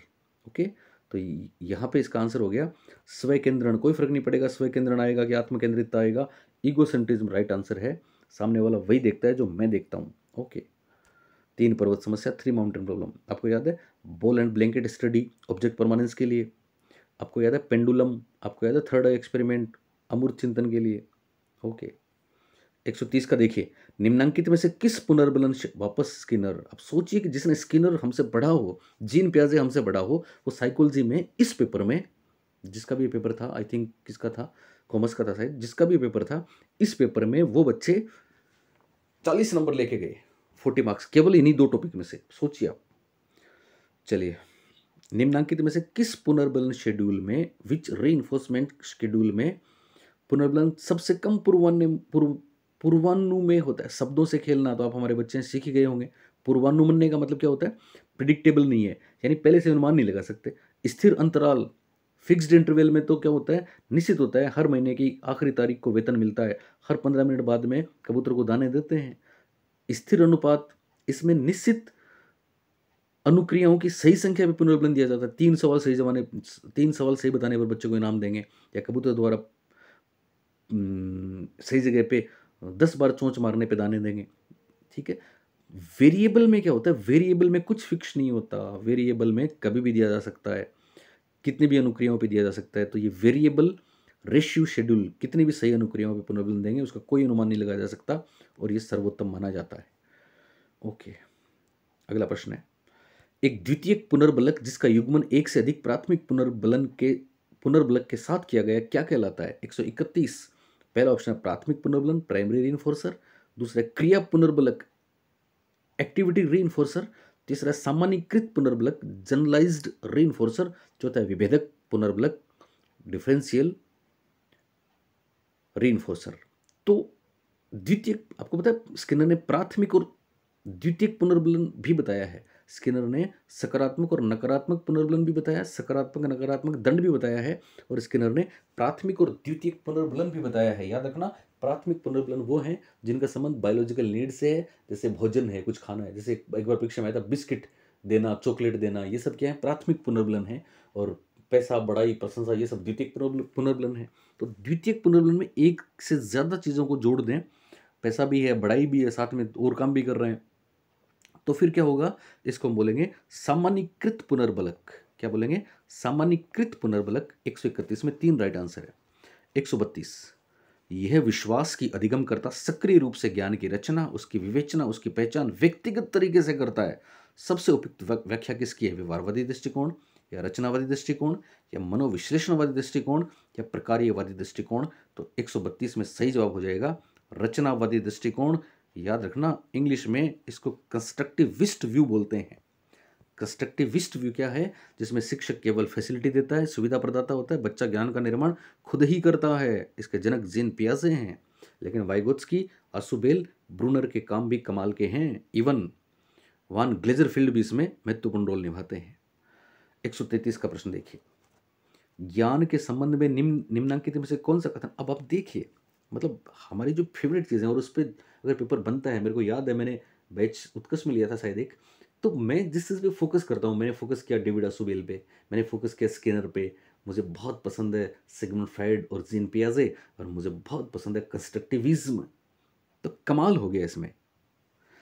हाँ, रचनावादी दृष्टिकोण से संबंधित नहीं है। अब देखिए, आप समझिए, शब्दों से खेलना सीखिए, कॉन्सेप्चुअली चीज़ों को समझिए, कुछ रटने की जरूरत नहीं है। साइकोलॉजी इतना प्यारा सब्जेक्ट है, बस ज़रूरत है तो आपको सही मार्गदर्शन क्यों नहीं लेते मुझे नहीं पता। तो कौन सा कथन रचनावादी दृष्टिकोण के बारे में सही नहीं है? पहला, ज्ञान विषयनिष्ठ है। अब आप जानते नहीं क्या होता है इसका मतलब, तो फिर फर्स्ट ग्रेड व्याख्याता बनने के लिए आप क्यों आपने कोर्स खरीदे, क्यों आप पढ़े? आपको कम से कम पता होना चाहिए ना क्या मतलब है इसका। नॉलेज इज सब्जेक्टिव, बोलिए इसका क्या मतलब है। ऑफलाइन क्लास होती तो मैं दावा करता, सामने बैठा के पूछता आपको, फिर ये पूछता कि अब तक कहाँ थे, क्यों पढ़े। चलिए, सब्जेक्टिव का मतलब ज्ञान विषयनिष्ठ है, इसका मतलब क्या हुआ पता है आपको? इसका मतलब है कि ज्ञान सबके लिए अलग अलग है, ज्ञान प्रासंगिक है, नॉलेज इज कॉन्टेक्चुअल। इसका मतलब भी लगभग वैसा ही है जैसे आप परिस्थिति के अनुसार ज्ञान का निर्माण होता है। ज्ञान वस्तुनिष्ठ है, नॉलेज इज ऑब्जेक्टिव। इसका मतलब ज्ञान वस्तुनिष्ठ है, स्थिर है, वो सबको दिया जा सकता है। ये रचनावादी दृष्टिकोण नहीं मानता। ठीक है, ज्ञान आंशिक है, ये भी नहीं मानता। अच्छा, विषयनिष्ठ है, प्रासंगिक, ओके, यस। इसकी आंसर की अगर आप देखेंगे तो यहाँ पे स्टार मिलेगा। आप सोचिए कितनी बारीक सी बातें हैं ये। 2 गलत 2 सही, लिहाजा स्टार बोनस। 134 का देखिए, इसमें स्टार था, बोनस था। ठीक है, 134 का देखिए, कंप्यूटर का माइक्रो प्रोसेसर किसका एग्जाम्पल है? कंप्यूटर का माइक्रो प्रोसेसर किसका एग्जाम्पल है? हार्डवेयर का, सॉफ्टवेयर का, स्पाईवेयर का, मालवेयर का। आप समझ सकते हैं, स्पाईवेयर, सॉफ्टवेयर, मालवेयर। हम आपको एक क्लू और भी देते हैं कि odd one would be the answer. आपको पता है माइक्रो प्रोसेसर क्या होता है? ये एक तरीके से एक गैजेट है, एक एक उपकरण है, इलेक्ट्रॉनिक उपकरण है। सीपीयू देखा ना, सीपीयू सीपीयू के जैसा ही है। इसमें बहुत से छोटे छोटे सर्किट्स होते हैं, छोटे छोटे ट्रांसमीटर्स होते हैं जो एक एक वो बनाते हैं परिपथ। वो इंपॉर्टेंट नहीं है, पर एक मशीन है, ये हार्डवेयर है, हार्डवेयर। जैसे सीपीयू हार्डवेयर है तो माइक्रो प्रोसेसर भी हार्डवेयर है, याद रखना। इसके बाद मेरा अगला वीडियो है, उसको जरूर देखना, वो बड़ा मैराथन वीडियो होगा जिसमें आपको बहुत कुछ हेल्प मिल जाएगी। मैं तो केवल साइकोलॉजी के 60 नंबर दिलवाने की कोशिश करूंगा आपको, बाकी आप किस तरह से पढ़ते हैं पढ़े हैं वो तो आप ही जाने, हम क्या करें। नेक्स्ट 134 हो गया, 135। कितने महत्वपूर्ण चीज़ें हैं इसमें। निम्नांकित में से कौन सा पद पियाजे द्वारा एक प्रकार के संरक्षण के अधिगम को दूसरे प्रकार के संरक्षण में स्थानांतरित करने की अयोग्यता के लिए प्रयोग किया गया? बहुत ही शानदार है। Which of the following term is used by पियाजे to describe the inability to transfer learning about one type of conservation to other types? शब्दों से खेलना है। ए बी खोज त्रुटि, ए बी सर्च एरर, संज्ञानात्मक विसंगति कॉग्निटिव डिसोनेंस, क्षैतिज विसंगति हॉरिजॉन्टल डेकालेज, लंबवत विसंगति वर्टिकल डेकालेज। देखो ध्यान दें, एक प्रकार की कोई चीज सीख ली, ठीक है ना, फिर एक समस्या को समाधान करना, सोल्व करना आपने किसी बच्चे ने सीख लिया, ठीक है, ये दरअसल मूर्त संक्रियात्मक अवस्था में होता है। ठीक है, फिर उससे मिलती जुलती दूसरी प्रॉब्लम है, बच्चा उसको सोल्व नहीं कर सकता, उसको सोल्व नहीं कर सकता। ये है डिकालेज। डिकालेज, ये डिकालेज है। और ये 2 प्रकार से होता है, जैसे आपको पता है वो ट्रांसफर लर्निंग हॉरिजॉन्टल भी होता है और वर्टिकल भी होता है। वर्टिकल में तो क्या होता है कि एक समस्या एक बच्चे ने सोल्व करनी सीख ली, उससे ऊपर के लेवल की समस्या है तो उसको नहीं कर पाएगा, ये तो वर्टिकल हो गया। एक प्रकार की समस्या सीख ली और उसके पैरेलल दूसरी उसके जैसी कोई समस्या है उसको सोल्व नहीं कर सकता, तो फिर हो जाएगा हॉरिजॉन्टल डेकालेज। इसमें क्या है, एक प्रकार के संरक्षण के अधिगम को दूसरे प्रकार के संरक्षण, मतलब एक जैसे ही हैं, तो इसका जवाब हो जाएगा क्षैतिज विसंगति, हॉरिजॉन्टल डेकालेज। सही जवाब होगा हॉरिजॉन्टल डेकालेज। क्या होगा? हॉरिजॉन्टल डेकालेज, क्षैतिज विसंगति। ठीक है, संज्ञानात्मक विसंगति बहुत प्यारी सी चीज है। संज्ञानात्मक विसंगति या कॉग्निटिव डिसोनेंस क्या होता है, सुने। इसमें क्या होता है, ये एक कोई कोई कोई मनोरोग नहीं है, बल्कि इसमें एक साथ हमारे दिमाग में 2 चीजें होती है, कॉन्फ्लिक्ट होता है। कॉन्फ्लिक्ट क्या होता है, एक तो हमारा कोई कोई कोई मतलब वो प्रिजुडिस, कोई अवधारणा, कोई कॉन्सेप्ट, कोई पूर्वाग्रह होता है हम में, ठीक है, और एक कोई ऐसी इंफॉर्मेशन होती है, तो दोनों एक दूसरे के विपरीत होती हैं। जैसे इसका बहुत प्यारा सा एग्जाम्पल एनसीईआरटी में दे रखा है कि एक एक एक एक एक एक लड़का स्मोकिंग करता है। क्या करता है? स्मोकिंग। तो स्मोकिंग करता है, उसको स्मोकिंग अच्छा लगता है, स्मोकिंग उसकी हैबिट है, लेकिन साथ में वो ये जानता है या उसके अंदर एक पूर्व धारणा है या उसके अंदर एक पूर्वाग्रह है या उसकी एक मनोवृत्ति है, मनोवृत्ति कि smoking is injurious to health, यानी स्मोकिंग स्वास्थ्य के लिए हानिकारक है। तो एक तरफ तो स्वास्थ्य के लिए हानिकारक है वाली बात है, एक तरफ उसको स्मोकिंग की आदत है। अब दोनों में बोलिए कॉन्फ्लिक्ट या विरोधाभास हुआ कि नहीं हुआ, कॉन्ट्रडिक्शन हुआ कि नहीं हुआ? दोनों में से अब इसको ठीक तभी तभी होगा, दोनों में से एक को बदलेगा। या तो वो स्मोकिंग को छोड़ देगा, तो फिर मामला सुलझ जाएगा, या फिर वो अपनी इस मनोवृत्ति, इस एटीट्यूड, इस दृष्टिकोण को बदल लेगा कि स्मोकिंग हेल्थ के लिए हानिकारक है, तो फिर मामला सेट हो जाएगा, है ना? जैसे एक लड़की को पिज़्ज़ा बहुत पसंद है ना? वो पिज़्ज़ा बहुत खाती है, लेकिन साथ में वो ये भी जानती है कि पिज़्ज़ा फास्ट फूड खाने से मोटापा बढ़ता है। अब दोनों विरोधी बातें होगी ना, तो या तो उसको अपनी मनोवृत्ति को बदलना पड़ेगा कि फास्ट फूड खाने से, ये मनोवृत्ति का टॉपिक है ना, सेकंड ग्रेड में बहुत महत्वपूर्ण है। फास्ट फूड खाने से मोटापा बढ़ता है, या तो वो इस बात को भूल जाए, या फिर वो पिज़्ज़ा को भूल जाए, ठीक है ना? इसको बोलते हैं संज्ञानात्मक विसंगति। बहुत प्यारी सी चीज़ है, कोग्निटिव डिजोनेंस। तो मेरे ख्याल से समझ गए होंगे बच्चों। इसका उत्तर हो गया क्षितिज विसंगति। अगला प्रश्न है, किशोर अभिवृद्धि आवेग, अडोलसेंस ग्रोथ स्पूट स्पर्ट। स्पर्ट का मतलब होता है एक्सेलरेट करना तेज गति से। तो तेज, जिसने स्पर्ट का अर्थ उसको पता लग गया, तो उसका आंसर राइट हो जाएगा। 136 में सही जवाब हो जाएगा लंबाई और वजन में तीव्र वृद्धि, लैंगिक परिपक्वता से ठीक पूर्व। स्पर्ट होता है ना, अचानक जंप कर गया ऊपर, ठीक है? तो ये तीव्र वृद्धि वाला एक ऑप्शन राइट है। अभिवृद्धि शब्द है ना, ग्रोथ, तो फिर शारीरिक है, ठीक है ना? मस्तिष्क वाली बात नहीं है। देखो कितनी महत्वपूर्ण बात है, आप समझें चीज़ों को, शब्दों से खेलना नहीं, साथ में कॉन्सेप्चुअल चीज़ों को समझें, तो मैं गारंटी देता हूँ कि अगर आप इस तरह से पढ़ें तो कोई प्रश्न आपके गलत होने के चांसेस बहुत कम हो जाएंगे। इसमें देखिए आप, मस्तिष्क में न्यूरॉन की संख्या, इसका मतलब कोग्निटिव या संज्ञानात्मक क्षेत्र की बात हो रही है, संज्ञानात्मक योग्यता, संज्ञानात्मक क्षेत्र की बात हो रही है, और ये फिजिकल की बात हो रही है कि नहीं हो रही? अब आप देखो, तीनों में से दो एक जैसे ऑप्शन कभी भी आंसर नहीं हो सकते। शारीरिक आंसर होगा, उपयुक्त सभी वैसे नहीं होगा, तो पहला आंसर वैसे हो सकता है। मेरे ख्याल से बहुत से बच्चे मेरी इस बात को समझेंगे और ये समझ के जाएंगे, तो परीक्षा में आपके 150 में से 10 प्रश्न सही हो जाएंगे। कमाल होता है बस। लेकिन आपको, हमारी शर्त वही है, एक तरफा मोहब्बत कभी नहीं होती। आप जितना इसको शेयर करेंगे उतना हमें अच्छा लगेगा। ओके, और हमसे जुड़ें। 137, निम्नांकित में कौन सा शिक्षण प्रतिमान का आधारभूत तत्व नहीं है? याद है हमने आपको बताया था, फोकस भी है, केंद्र बिंदु होता है, सिंटेक्स प्रस्तुत कैसे करेंगे वो होता है, सपोर्ट सिस्टम भी होता है, और सोशल सिस्टम भी होता है, ऑब्जर्वेशन नहीं होता। तो अवलोकन राइट आंसर है। जिन बच्चों ने पहली बार ये सुन रहे हैं ना, वापस जाके देख लेना वो मैराथन वीडियोस, और आने वाले वीडियोस भी देखना आप, नहीं तो फिर बस क्या बोलूँ मैं आपको। 138, निम्नांकित में से कौन सा शिक्षण का सूचना प्रक्रमण प्रतिमान, पुराना वीडियो मेरा देखना, अभी मैराथन वाला हमने आपको बताया था ना, जोइसी और व्हील ने मॉडल्स फैमिली के 4 वर्ग किए हैं। 4 वर्ग याद है ना? पहला इंफॉर्मेशन प्रोसेसिंग, दूसरा सोशल इंटरेक्शन, तीसरा आपका पर्सनल डेवलपमेंट, और चौथा बिहेवियर मॉडिफिकेशन। याद है ना?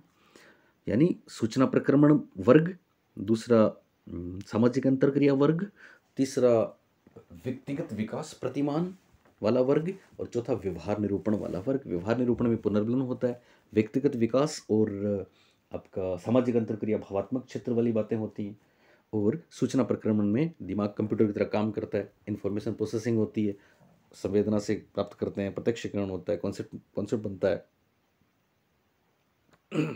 सूचनाएं स्टोर होती हैं, समस्याएं समाधान होते हैं, ठीक है? तो इसके 7 एग्जाम्पल बताएं जोइसी तथा व्हील ने, कितने? 7। तो कौन सा उदाहरण नहीं है ना? कितनी शानदार बात। अगर आपने मेरा वो मैराथन वीडियो देखा तो एक झटके में इसको करोगे।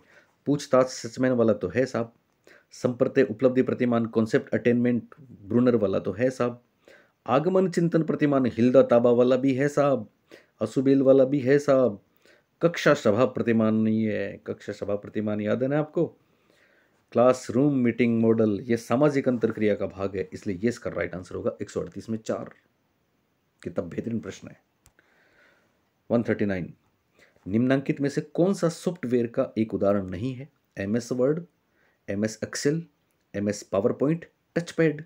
सॉफ्टवेयर याद है ना आपको? शैक्षिक तकनीक द्वितीय सॉफ्टवेयर है, प्रोग्रामिंग सॉफ्टवेयर है, कोई भी मशीन जिसको टच कर सकें वो हार्डवेयर है।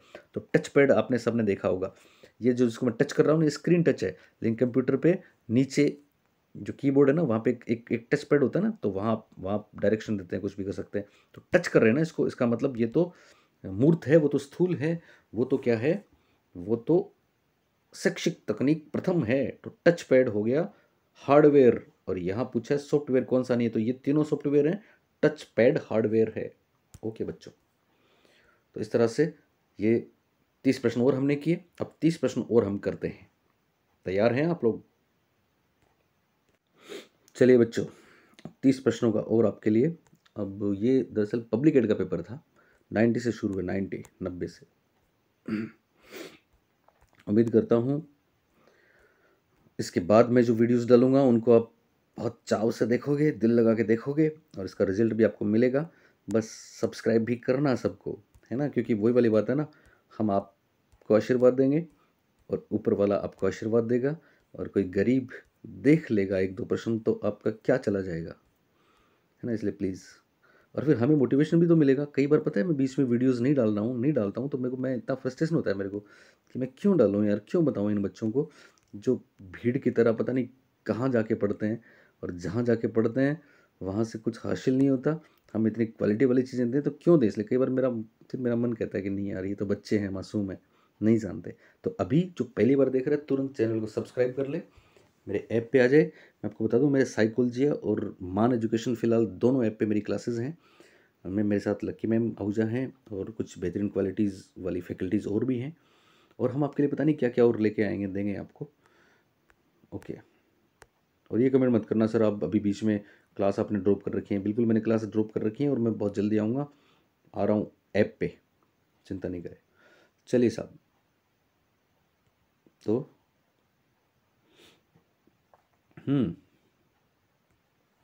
शिक्षा मनोविज्ञान, अगला प्रश्न है, शिक्षा मनोविज्ञान शिक्षा का विज्ञान है, किसने बोला? हर कोई जानता है, पील महोदय ने बोला।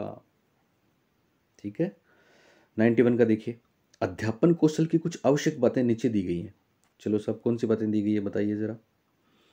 पहली बात है, परीक्षा के संचालन में सहायता करना। कभी भी परीक्षा के संचालन में अच्छी बात नहीं होती। परीक्षा संचालन या मूल्यांकन पे जोर देना, या अधिगम लक्ष्यों के बजाय निष्पादन लक्ष्यों की बात करना हमेशा गलत होता है, खराब होता है, ये खराब है। सीखने वाले समूह को अभिप्रेरित करना हमेशा अच्छा होता है। प्रभावी ढंग से प्रस्तुत करना ये भी अच्छा होता है। हालांकि केवल पाठ्य वस्तु या पाठ्य पुस्तक पर जोर देना अच्छा नहीं होता, पर पाठ्य वस्तु को प्रभावी ढंग से प्रस्तुत करना ये तो बेहतर बात है। सब्जेक्ट कंटेंट इफेक्टिवली पेश करें, इससे बढ़िया क्या हो सकता है। श्रव्य दृश्य सामग्री का समुचित उपयोग, proper use of audio visual aid, बहुत अच्छी बात है। और to take interest in social administration, बिल्कुल विद्यालय स्कूल एडमिनिस्ट्रेशन, विद्यालय प्रशासन में रुचि लेना, ये भी बहुत बड़ी बात है, क्योंकि सब कुछ किताबें नहीं, इनके अलावा भी कुछ हो रहा है। तो 91 में देखना, परीक्षा के संचालन में सहायता करना खराब बात है, अभिप्रेरित करना अच्छी बात है, प्रभावी ढंग से प्रस्तुत करना अच्छी बात है, और पाठ्य वस्तु को प्रभावी ढंग से प्रस्तुत करना अच्छी बात है। 91 में बहुत बहुत जबरदस्त प्रश्न है, बहुत जबरदस्त प्रश्न है। विद्यालय प्रशासन छोड़ेंगे, बिल्कुल विद्यालय प्रशासन में रुचि, हाँ यस, विद्यालय प्रशासन सोशल होता ना यहाँ पे, मतलब क्या था, सोशल एडमिनिस्ट्रेशन होता तो ये बहुत अच्छी बात होती। लेकिन स्कूल एडमिनिस्ट्रेशन अपने काम का नहीं है, बिल्कुल बिल्कुल बिल्कुल, स्कूल एडमिनिस्ट्रेशन अपने काम का नहीं है, और परीक्षा संचालन कभी भी नहीं करनी है। BCD किस में है? ABD AC, BCD third right answer है। देखता हूँ RPC ने क्या माना था। यस, RPC ने भी थर्ड को राइट माना है, तो याद रखना। मेरे ख्याल से कुछ समझ गए होंगे आप। अगला प्रश्न है, जो छात्र कक्षा में बहुत सारे प्रश्न पूछते हैं, ये तो बहुत अच्छी बात है, हतोत्साहित करेंगे नहीं, हतोत्साहित का मतलब डिकरेज करेंगे या उनको नहीं करेंगे, बाहर निकाल देंगे, बिल्कुल नहीं, उपेक्षा नहीं, सराहना करेंगे साहब, तो फोर्थ राइट आंसर हो गया। 93, कक्ष में शिक्षण अधिगम की दृष्टि से शिक्षक को बालकों के विकास में किन पक्षों का ध्यान रखना चाहिए? बालकों के किन पक्षों का ध्यान रखना चाहिए? शारीरिक, मानसिक, संवेगात्मक, सामाजिक। शारीरिक, मानसिक, संवेगात्मक, सामाजिक, तो बिल्कुल मानसिक तो है ही है क्लासरूम में, इमोशनल तो होगा ही होगा, सामाजिक भी होगा ही होगा। आप अवहेलना कर सकते हैं, चूंकि इसमें 4 ऑप्शन नहीं है, नहीं तो चारों उपयुक्त सभी होता तो उपयुक्त सभी के साथ जाते। लिहाजा सबसे खराब बात शारीरिक की है। कोई बड़ा लंबा तगड़ा है, इस बात से कोई फर्क नहीं पड़ेगा कि कोई छोटा नन्ना मुन्ना है, कोई फर्क नहीं पड़ेगा, ठीक है ना। कक्षा की बात हो रही है, खेल का मैदान होता तो बात अलग होती। तो लिहाजा अच्छा, किसको ध्यान में रखना चाहिए? तीनों को ध्यान में रखना चाहिए। लिहाजा 93 में राइट आंसर हो गया बी सी डी। दूसरा राइट आंसर है बी सी डी। चलिए 94। चलिए 94 मिलान करें साहब। सक्रिय अनुकूलन प्रतिमान, कितना प्यारा सा प्रश्न है। पिछला मेरा वीडियो देखना, एक झटके में कर दोगे सारे प्रश्न। सक्रिय अनुकूलन प्रतिमान ऑपरेंट कंडीशनिंग का जहां भी नाम है, बी एफ स्किनर का नाम याद रख लेना, बी एफ स्किनर। तो पहले में बी। जागरूकता प्रशिक्षण प्रतिमान याद है आपको? Awareness teaching model. Awareness teaching model. Awareness teaching model याद है? जागरूकता प्रशिक्षण प्रतिमान। पल्स फीड्स याद है? पल्स फीड्स ए। हमने आपको दो नाम बताए थे वहां पे, एक तो फेनिसेप्टल जोसेप्टल याद है उस पिछले वाले वीडियो में, एक फीड्स पल्स। तो यहाँ पे डब्ल्यू एस फीड्स वही वाली बात है। डब्ल्यू एस फीड्स कौन है? ये हैं अवेयरनेस टीचिंग मॉडल वाले। संज्ञानात्मक विकास, संज्ञानात्मक विकास की बात करें तो जीन पे आ जाएगा सी। सामूहिक अन्वेषण, सामूहिक अन्वेषण आ जाएगा जॉन डीवी। याद है आपको जॉन डीवी? Yes D. तो बी ए डी सी यानी सक्रिय अनुकूलन स्किनर। और भी है क्या? चार ही है। ओके, सक्रिय अनुकूलन स्किनर,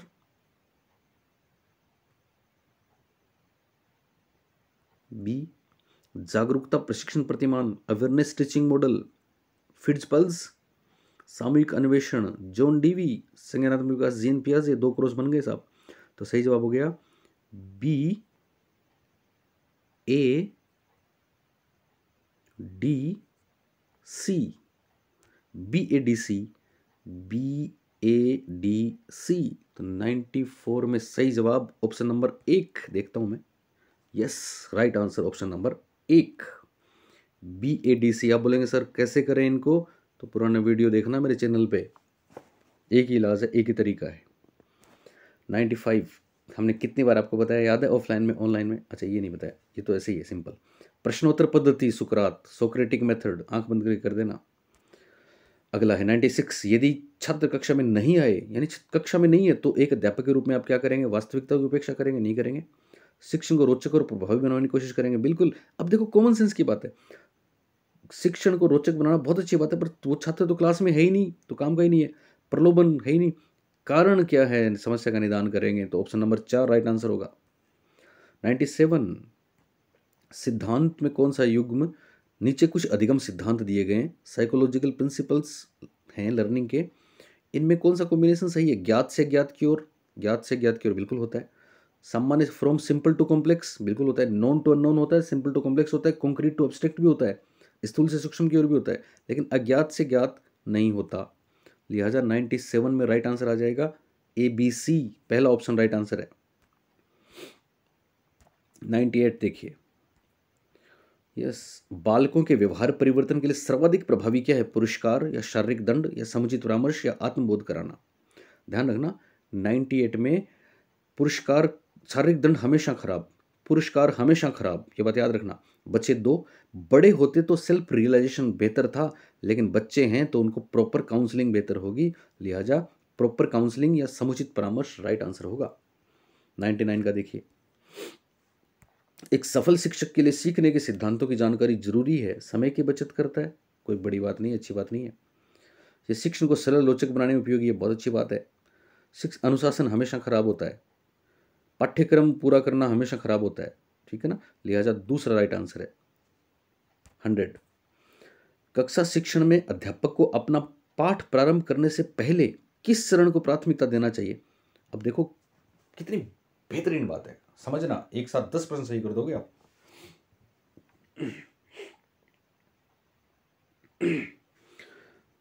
पाठ पढ़ाने से पहले की बात है तो पूर्व में पढ़ाए गए पाठों पर मूल्यांकन प्रश्न पूछना, पढ़ाए जाने वाले पाठ से संबंधित पूर्व ज्ञान के प्रश्न पूछना, पूर्व में पढ़ाए गए पाठ पर निदानात्मक प्रश्न पूछना, पढ़ाए जाने वाले नवीन पाठ पर आधारित समस्यात्मक प्रश्न पूछना।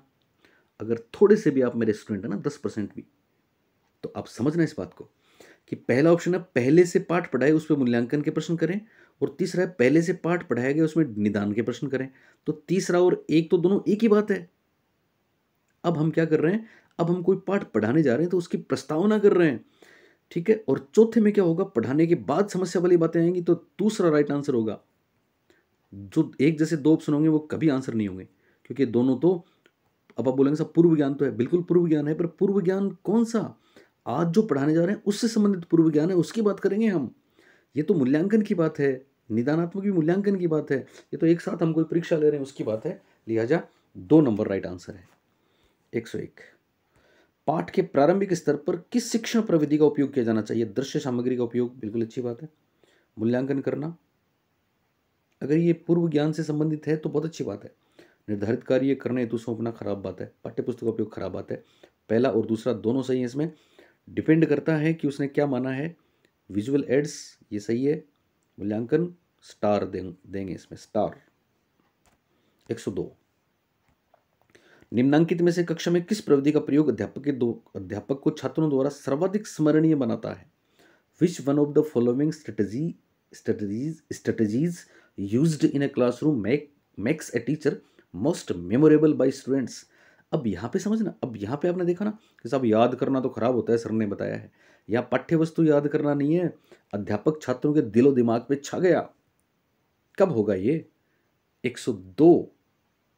बोलिए पहला ऑप्शन, कक्षा में छात्रों को अप्रेरित करने हेतु कहानी सुनाना, अच्छी बात है।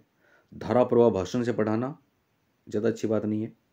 विषय वस्तु को समझाकर पढ़ाना, बहुत अच्छी बात है।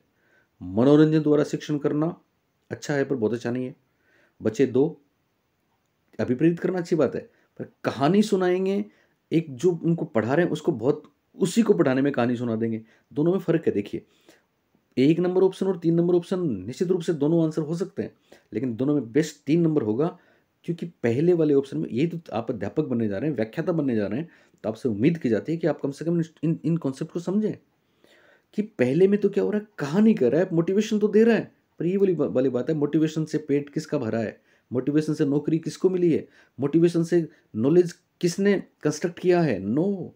लेकिन अगर कंटेंट्स को प्रॉपर अंडरस्टैंडिंग के साथ कोई आपको बताए तो आपके दिलो दिमाग पे छा जाता है, जैसे कि हम। तीसरा 102 में 103 103 103 में देखिए, विद्यार्थियों में सहयोग की भावना का विकास कैसे करेंगे? उपदेश देकर, बाई सहयोग पर चित्र दिखाकर नहीं। रचनात्मक, ओके, इंडिविजुअल टास्क बहुत अच्छी बात है, रचनात्मक कार्य अच्छी बात है, पर सहयोग की भावना है तो फिर ये भी नहीं होगा, सामूहिक कार्य होगा, ग्रुप वर्क इसका आंसर होगा, ग्रुप वर्क। 104। शिक्षण अधिगम प्रक्रिया के निम्नांकित पदों को सही क्रम, आई के डेविज याद है ना आपको? सबसे पहले प्लानिंग, उसके बाद ऑर्गेनाइजेशन, उसके बाद प्रोसेसिंग, प्रोसेसिंग के दूसरे नाम हो सकते हैं संचालन, और उसके बाद कंट्रोल या इवेल्युएशन। तो सबसे पहले नियोजन 1 नंबर, संगठन 2 नंबर, नेतृत्व क्या है? लीडिंग, ओके, लीडिंग का मतलब पता है आपको यहाँ पे क्या है? लीडिंग का मतलब है ऑपरेटिंग, परिचालन 3 नंबर, और नियंत्रण 4 नंबर। तो आ जाएगा BACD, BACD तीसरा राइट आंसर। 4 चरण संपूर्ण शिक्षण प्रक्रिया के। ध्यान रखना, इंग्लिश का खेल है, तो हिंदी में संगठन के स्थान पे ऑर्गेनाइजेशन है ना, तो संगठन, ऑर्गेनाइजेशन, संगठन के स्थान पे व्यवस्था भी आता है, नियोजन के स्थान पे प्रस्तावना भी आता है, तैयारी भी आता है, नियंत्रण के स्थान पे मूल्यांकन भी आता है, नेतृत्व के स्थान पे परिचालन भी आता है, संचालन भी आता है, प्रक्रिया भी आता है। 105। शिक्षण अधिगम प्रक्रिया, शिक्षण अधिगम प्रक्रिया के दौरान छात्रों में अधिगम विकास हेतु अध्यापक को क्या करना चाहिए? श्यामपट्ट का अधिकाधिक उपयोग नहीं, बहुत ज़्यादा उपयोग नहीं करना है। शिक्षण को रोचक बनाना बहुत अच्छी सी बात है। चयनित विद्यार्थियों से प्रश्न पूछना तो बहुत खराब बात है साहब। प्रभुत्ववादी अनुशासन तो घटिया बात है। लिहाजा दूसरा ऑप्शन राइट होगा। नेक्स्ट, कक्षा में शिक्षण में आने वाली कठिनाइयों के समाधान हेतु आप कौन सा कदम उठाएंगे? कक्षा प्रबंधन में सुधार करना, क्लास मैनेजमेंट अच्छी बात है, लेकिन बहुत अच्छी बात नहीं है। कक्षा में छात्रों को कार्य देना, giving task to the class, अच्छी बात है पर बहुत अच्छी बात नहीं है।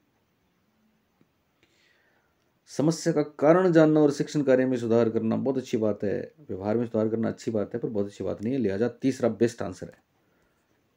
107। निम्नलिखित कथनों में जो सही है उसको चुने। 107। अनुदेशनात्मक तकनीक शिक्षण कला है। An art of teaching, yes बिल्कुल कला है, अच्छी बात है, बहुत अच्छी बात है। अनुदेशनात्मक तकनीक शिक्षण अधिगम कौशलों पर आधारित विज्ञान है। बहुत हद तक है। अनुदेशनात्मक तकनीक एक शिक्षण मशीन है, नो। अनुदेशनात्मक तकनीक साइबरनेटिक्स नहीं। आपको पता है साइबरनेटिक्स पे आएगा प्रश्न, आ सकता है, मेरा मैराथन वीडियो देख लेना। साइबरनेटिक्स क्या है? साइबरनेटिक्स में दरअसल इंटरनली कंट्रोल होता है, स्व नियंत्रण होता है, स्व संचालन होता है, स्व फीडबैक, स्व प्रतिपुष्टि होती है, सेल्फ फीडबैक होता है, सेल्फ कंट्रोल होता है, ये साइबरनेटिक्स होता है, ठीक है। तो इसका राइट आंसर 1 नंबर के साथ जाएंगे हम। 107, 108 पुस्तकों के लेखक बताने हैं साहब 108 में। और कौन सी पुस्तक किसकी है? एमिल सब जानते हैं, रूसो। आउटलाइन ऑफ साइकोलॉजी सब जानते हैं, William McDougall. Empiricism John Locke, tabula rasa. Education psychology Thorndike. तो एमिल रूसो की है, Emily Rousseau. Outline of psychology William McDougall की है। एम्पिरिसिज्म जॉन लोक की है। और एजुकेशनल साइकोलॉजी थॉर्नडाइक की है। ये उनके ऊपर तमाचा है जो कहते हैं ना साहब हिंदी में पढ़ाना चाहिए, हिंदी में है कहाँ, सारी चीज़ें इंग्लिश में, आप इनको हिंदी में कैसे करोगे? एम्पिरिसिज्म का अनुवाद करो, अनुभववाद किसने लिखा, कहीं नहीं मिलेगा पेपर में। ओके, तो सही जवाब हो गया ए सी बी डी। ए सी बी डी नहीं है क्या इसमें? ए सी बी डी, यस ए सी बी डी तीसरा राइट आंसर है, तीसरा, थर्ड वन, तीसरा राइट आंसर है। ओके, 109 निम्नलिखित में से कौन सा घटक शिक्षण कौशल से संबंधित नहीं है? बहुत अच्छा सा प्रश्न है। उद्दीपन परिवर्तन, स्टिमुलस वेरिएशन। पुनर्मिलन कौशल, स्किल ऑफ रीइंफोर्समेंट। शामपट लेखन कौशल, skill of black board writing. निर्देशन एवं परामर्श, सिंपल, ये सारे शिक्षण कौशल है। निर्देशन परामर्श शिक्षण कौशल नहीं है, वाइड है ये। अगला, करके सीखना ही अर्थपूर्ण अधिगम है। करके सीखना, लर्निंग बाय डूइंग। आपको पता है लर्निंग बाय डूइंग से दो लोग जुड़े, थॉर्नडाइक, जॉन डेवी दोनों हैं, लेकिन ये दर्शन जॉन डेवी का है। थॉर्नडाइक ने प्रयोग में करके सीखने को दुनिया में प्रसिद्ध किया था, तभी तो प्रथम मनोवैज्ञानिक माने गए थे, लेकिन जॉन डेवी सामने आते हैं, आंसर जॉन डेवी ही होगा, क्योंकि करके सीखने का कॉन्सेप्ट सबसे पहले इन्होंने बोला था। ये वाली बात इनकी है कि meaningful learning is learning by doing. Drill practice की बात आए तो थॉर्नडाइक का नाम आ जाएगा।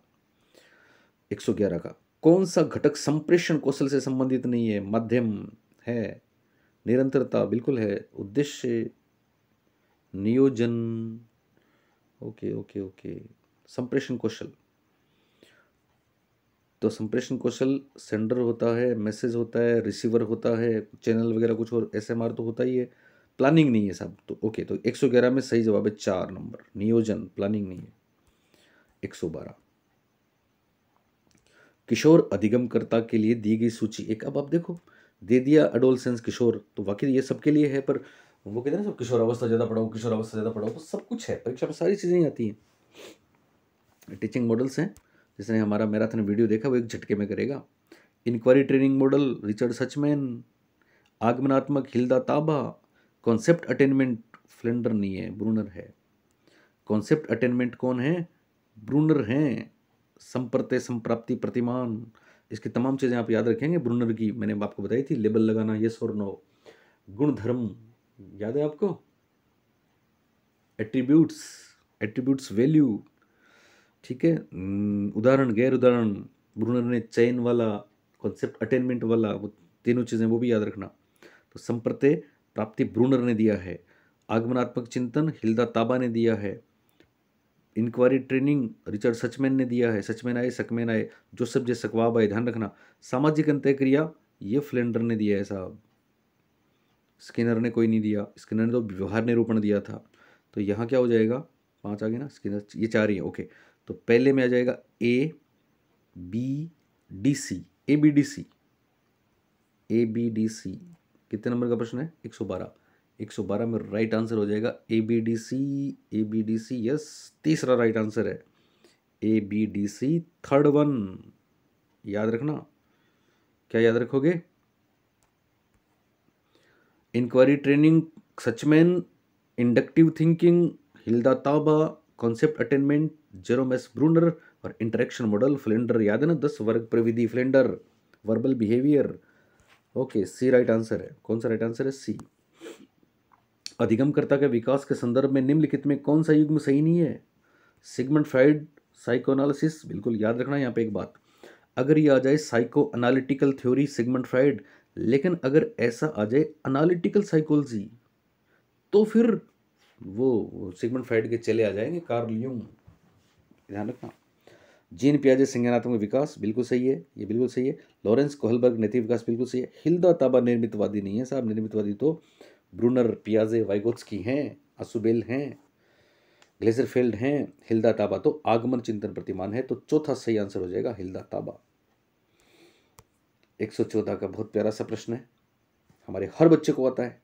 जहां प्रत्येक अधिगमकर्ता एक समान रास्ते का अनुसरण करता है उसे कहते हैं रेखीय अभिक्रम, स्किनर ने दिया था।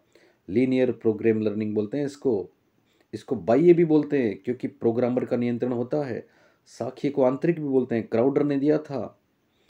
रेखीय व साखी अवरोह है, मैथेटिक थॉमस एस गिलबर्ट ने दिया था 1962 में, जिसमें अवरोही में क्या होता है, अवरोही में पहले अंतिम पद फिर प्रथम पद, अवरोही में प्रकीर्ण पुस्तकें होती हैं, अवरोही में लास्ट टू फर्स्ट चलते हैं, और अवरोही उच्च स्तर के लिए उपयोगी है, रेखीय निम्न स्तर के लिए है, बाह्य है, स्किनर ने दिया था। साखिय में बहुविकल्पी प्रश्न होते हैं, निदान उपचार साथ साथ होता है, लघु पदों का सिद्धांत होता है साखिय में, क्राउडर वाला है ये। तो अभिक्रम जनरेशन का मेरा एक वीडियो है, देखना उसको। अगला प्रश्न है, शिक्षण अधिगम में कौन सी प्रणाली उपागम की पद्धति नहीं है? Okay, system engineering, analysis, research, management. ओहो, कौन सी सिस्टम अप्रोच की प्रणाली नहीं है? मैनेजमेंट है। आपको पता है प्रणाली बोलो चाहे शैक्षिक तकनीक प्रथम बोलो, इनकी उत्पत्ति भौतिकी से हुई है, इंजीनियरिंग से हुई है, तो उत्पत्ति हुई है, याद रखना। System manage, specially system approach की उत्पत्ति मैनेजमेंट से हुई है, तो सिस्टम मैनेजमेंट है। सिस्टम रिसर्च भी है, एनालिसिस भी है, सिस्टम इंजीनियरिंग नहीं है साहब। प्रणाली अभियांत्रिकी इसका राइट आंसर होगा, 115 में 1। अभी आखिरी के 2-3 प्रश्न बचे हैं बच्चों, उसके बाद फिर कल मेरा बहुत बड़ा मैराथन वीडियो आने वाला है। लेकिन आज आप जितना इंटरेस्ट दिखाएंगे इसको शेयर करने में, उस पर डिपेंड है कि मैं कल डालता हूँ कि नहीं डालता। हो सकता है मैं न डालूँ क्योंकि मैं भी इंसान हूँ। सॉफ्टवेयर उपागम तकनीक कितनी महत्वपूर्ण बात, हमने आपको बताया था हार्डवेयर प्रथम है, हार्डवेयर में तमाम मशीनें हैं जो कंक्रीट होती हैं। सॉफ्टवेयर तकनीक क्या है पता है आपको? सॉफ्टवेयर तकनीक या शैक्षिक तकनीक द्वितीय क्या है? इसमें तमाम प्रोग्रामिंग होते हैं, इसमें तमाम मनोवैज्ञानिक सिद्धांत, शिक्षण व्यू रचनाएं, शिक्षण रीतियां, टीचिंग स्ट्रेटजीज जो क्लासरूम में टीचर यूज करता है वो हैं, साथ में सहायक सामग्री भी हैं, मॉडल चार्ट चित्र भी हैं। इसलिए याद रखना सॉफ्टवेयर उपागम मूर्त व अमूर्त दोनों है, मूर्त व अमूर्त दोनों है। नेक्स्ट, विद्युत मस्तिष्क, हमको पता है इलेक्ट्रॉनिक ब्रेन बोलते हैं कंप्यूटर को। किसको बोलते हैं? कंप्यूटर को। एआई भी बोलते हैं कंप्यूटर को। नेक्स्ट, कंप्यूटर आधारित अनुदेशन व्यक्तिगत अनुदेशन है। बहुत शानदार प्रश्न है। कंप्यूटर आधारित अनुदेशन व्यक्तिगत अनुदेशन है क्योंकि ध्यान से समझना है इसको, विद्यार्थियों के विभिन्न प्रकार के आरंभिक व्यवहार होते हैं। होते हैं, बिल्कुल बात खराब नहीं है। अधिगमकर्ता एक समान विषय से सीख सकते हैं। ओके, एक कंप्यूटर अधिगमकर्ता के प्रारंभिक व्यवहार के आधार पर अनुदेशनात्मक सामग्री का निर्णय लेता है। बहुत अच्छी बात है। उपरोक्त सभी, तो ध्यान देना उपरोक्त सभी इसका आंसर के साथ जाया जा सकता है, लेकिन पूछा है व्यक्तिगत अनुदेशन, मतलब वही वाली बात है, पियाजे व्यक्तिगत है और वाइगोत्स्की सामाजिक है, तो क्या फर्क है? वैसे यहां पूछा गया कि व्यक्तिगत क्यों है, तो व्यक्तिगत का मतलब यह है कि जितना आपको आता है उसी के आधार पर कंप्यूटर आपको आगे चलाता है। इसका मतलब इंडिविजुअल डिफरेंसेस यहां पे है। तीसरा ऑप्शन राइट आंसर होगा। 119। फिर एक बहुत प्यारा सा प्रश्न है, गलत युग्म, ग्लेजर कंप्यूटर आधारित शिक्षण प्रतिमान, थेलन समूह अन्वेषण प्रतिमान, डेविड असुवेल अग्रिम संगठक प्रतिमान। डेविड असुवेल अग्रिम संगठक प्रतिमान हर कोई जानता है। कार्ल रोजर्स अनिर्देशित प्रतिमान हर कोई जानता है, मानवतावादी हैं कार्ल रोजर्स, अब्राहम मैस्लो। आपको पता है मनोविज्ञान के 3 बल हैं, 3 फोर्स हैं, पहला साइकोएनालिसिस, दूसरा व्यवहारवाद, तीसरा मानवतावाद, कार्ल रोजर्स वाला। तो ये सही है, ये सही है, गलत छांटना है, स्टार मिलेगा। कार्ल रोजर्स अनिर्देशित सही है, डेविड असुवेल अग्रिम संगठक सही है, थेलन समूह अन्वेषण नहीं है। समूह अन्वेषण तो उनका है अपने जॉन डीवी का, थेलन का तो है लेबोरेटरी मेथड, तो ये गलत है। और ग्लेजर कंप्यूटर आधारित प्रतिमान तो उनका है आपके कौन है, स्टुलारो और डेनियल डेविस। ग्लेजर आपको याद है बुनियादी है, तो इसको मैं दूंगा स्टार। अगला प्रश्न, ओके, तो प्यारे बच्चों, इस तरह से आज हमने ये पूरा किया। अगले वीडियो का वेट करना, इंतज़ार करना, बहुत जल्दी बैक टू बैक डालने वाला हूँ। लेकिन फिर आपसे निवेदन करूँगा कि शेयर करें इसको, जितना ज़्यादा शेयर करोगे उतना हमें अच्छा लगेगा, हमारा आशीर्वाद आप पे बरसेगा। और बेस्ट ऑफ लक एग्ज़ाम के लिए। अगला वीडियो देखने के लिए तैयार हो जाएँ। Thank you, bye, good night, शब ख़ैर, शुभ रात्रि।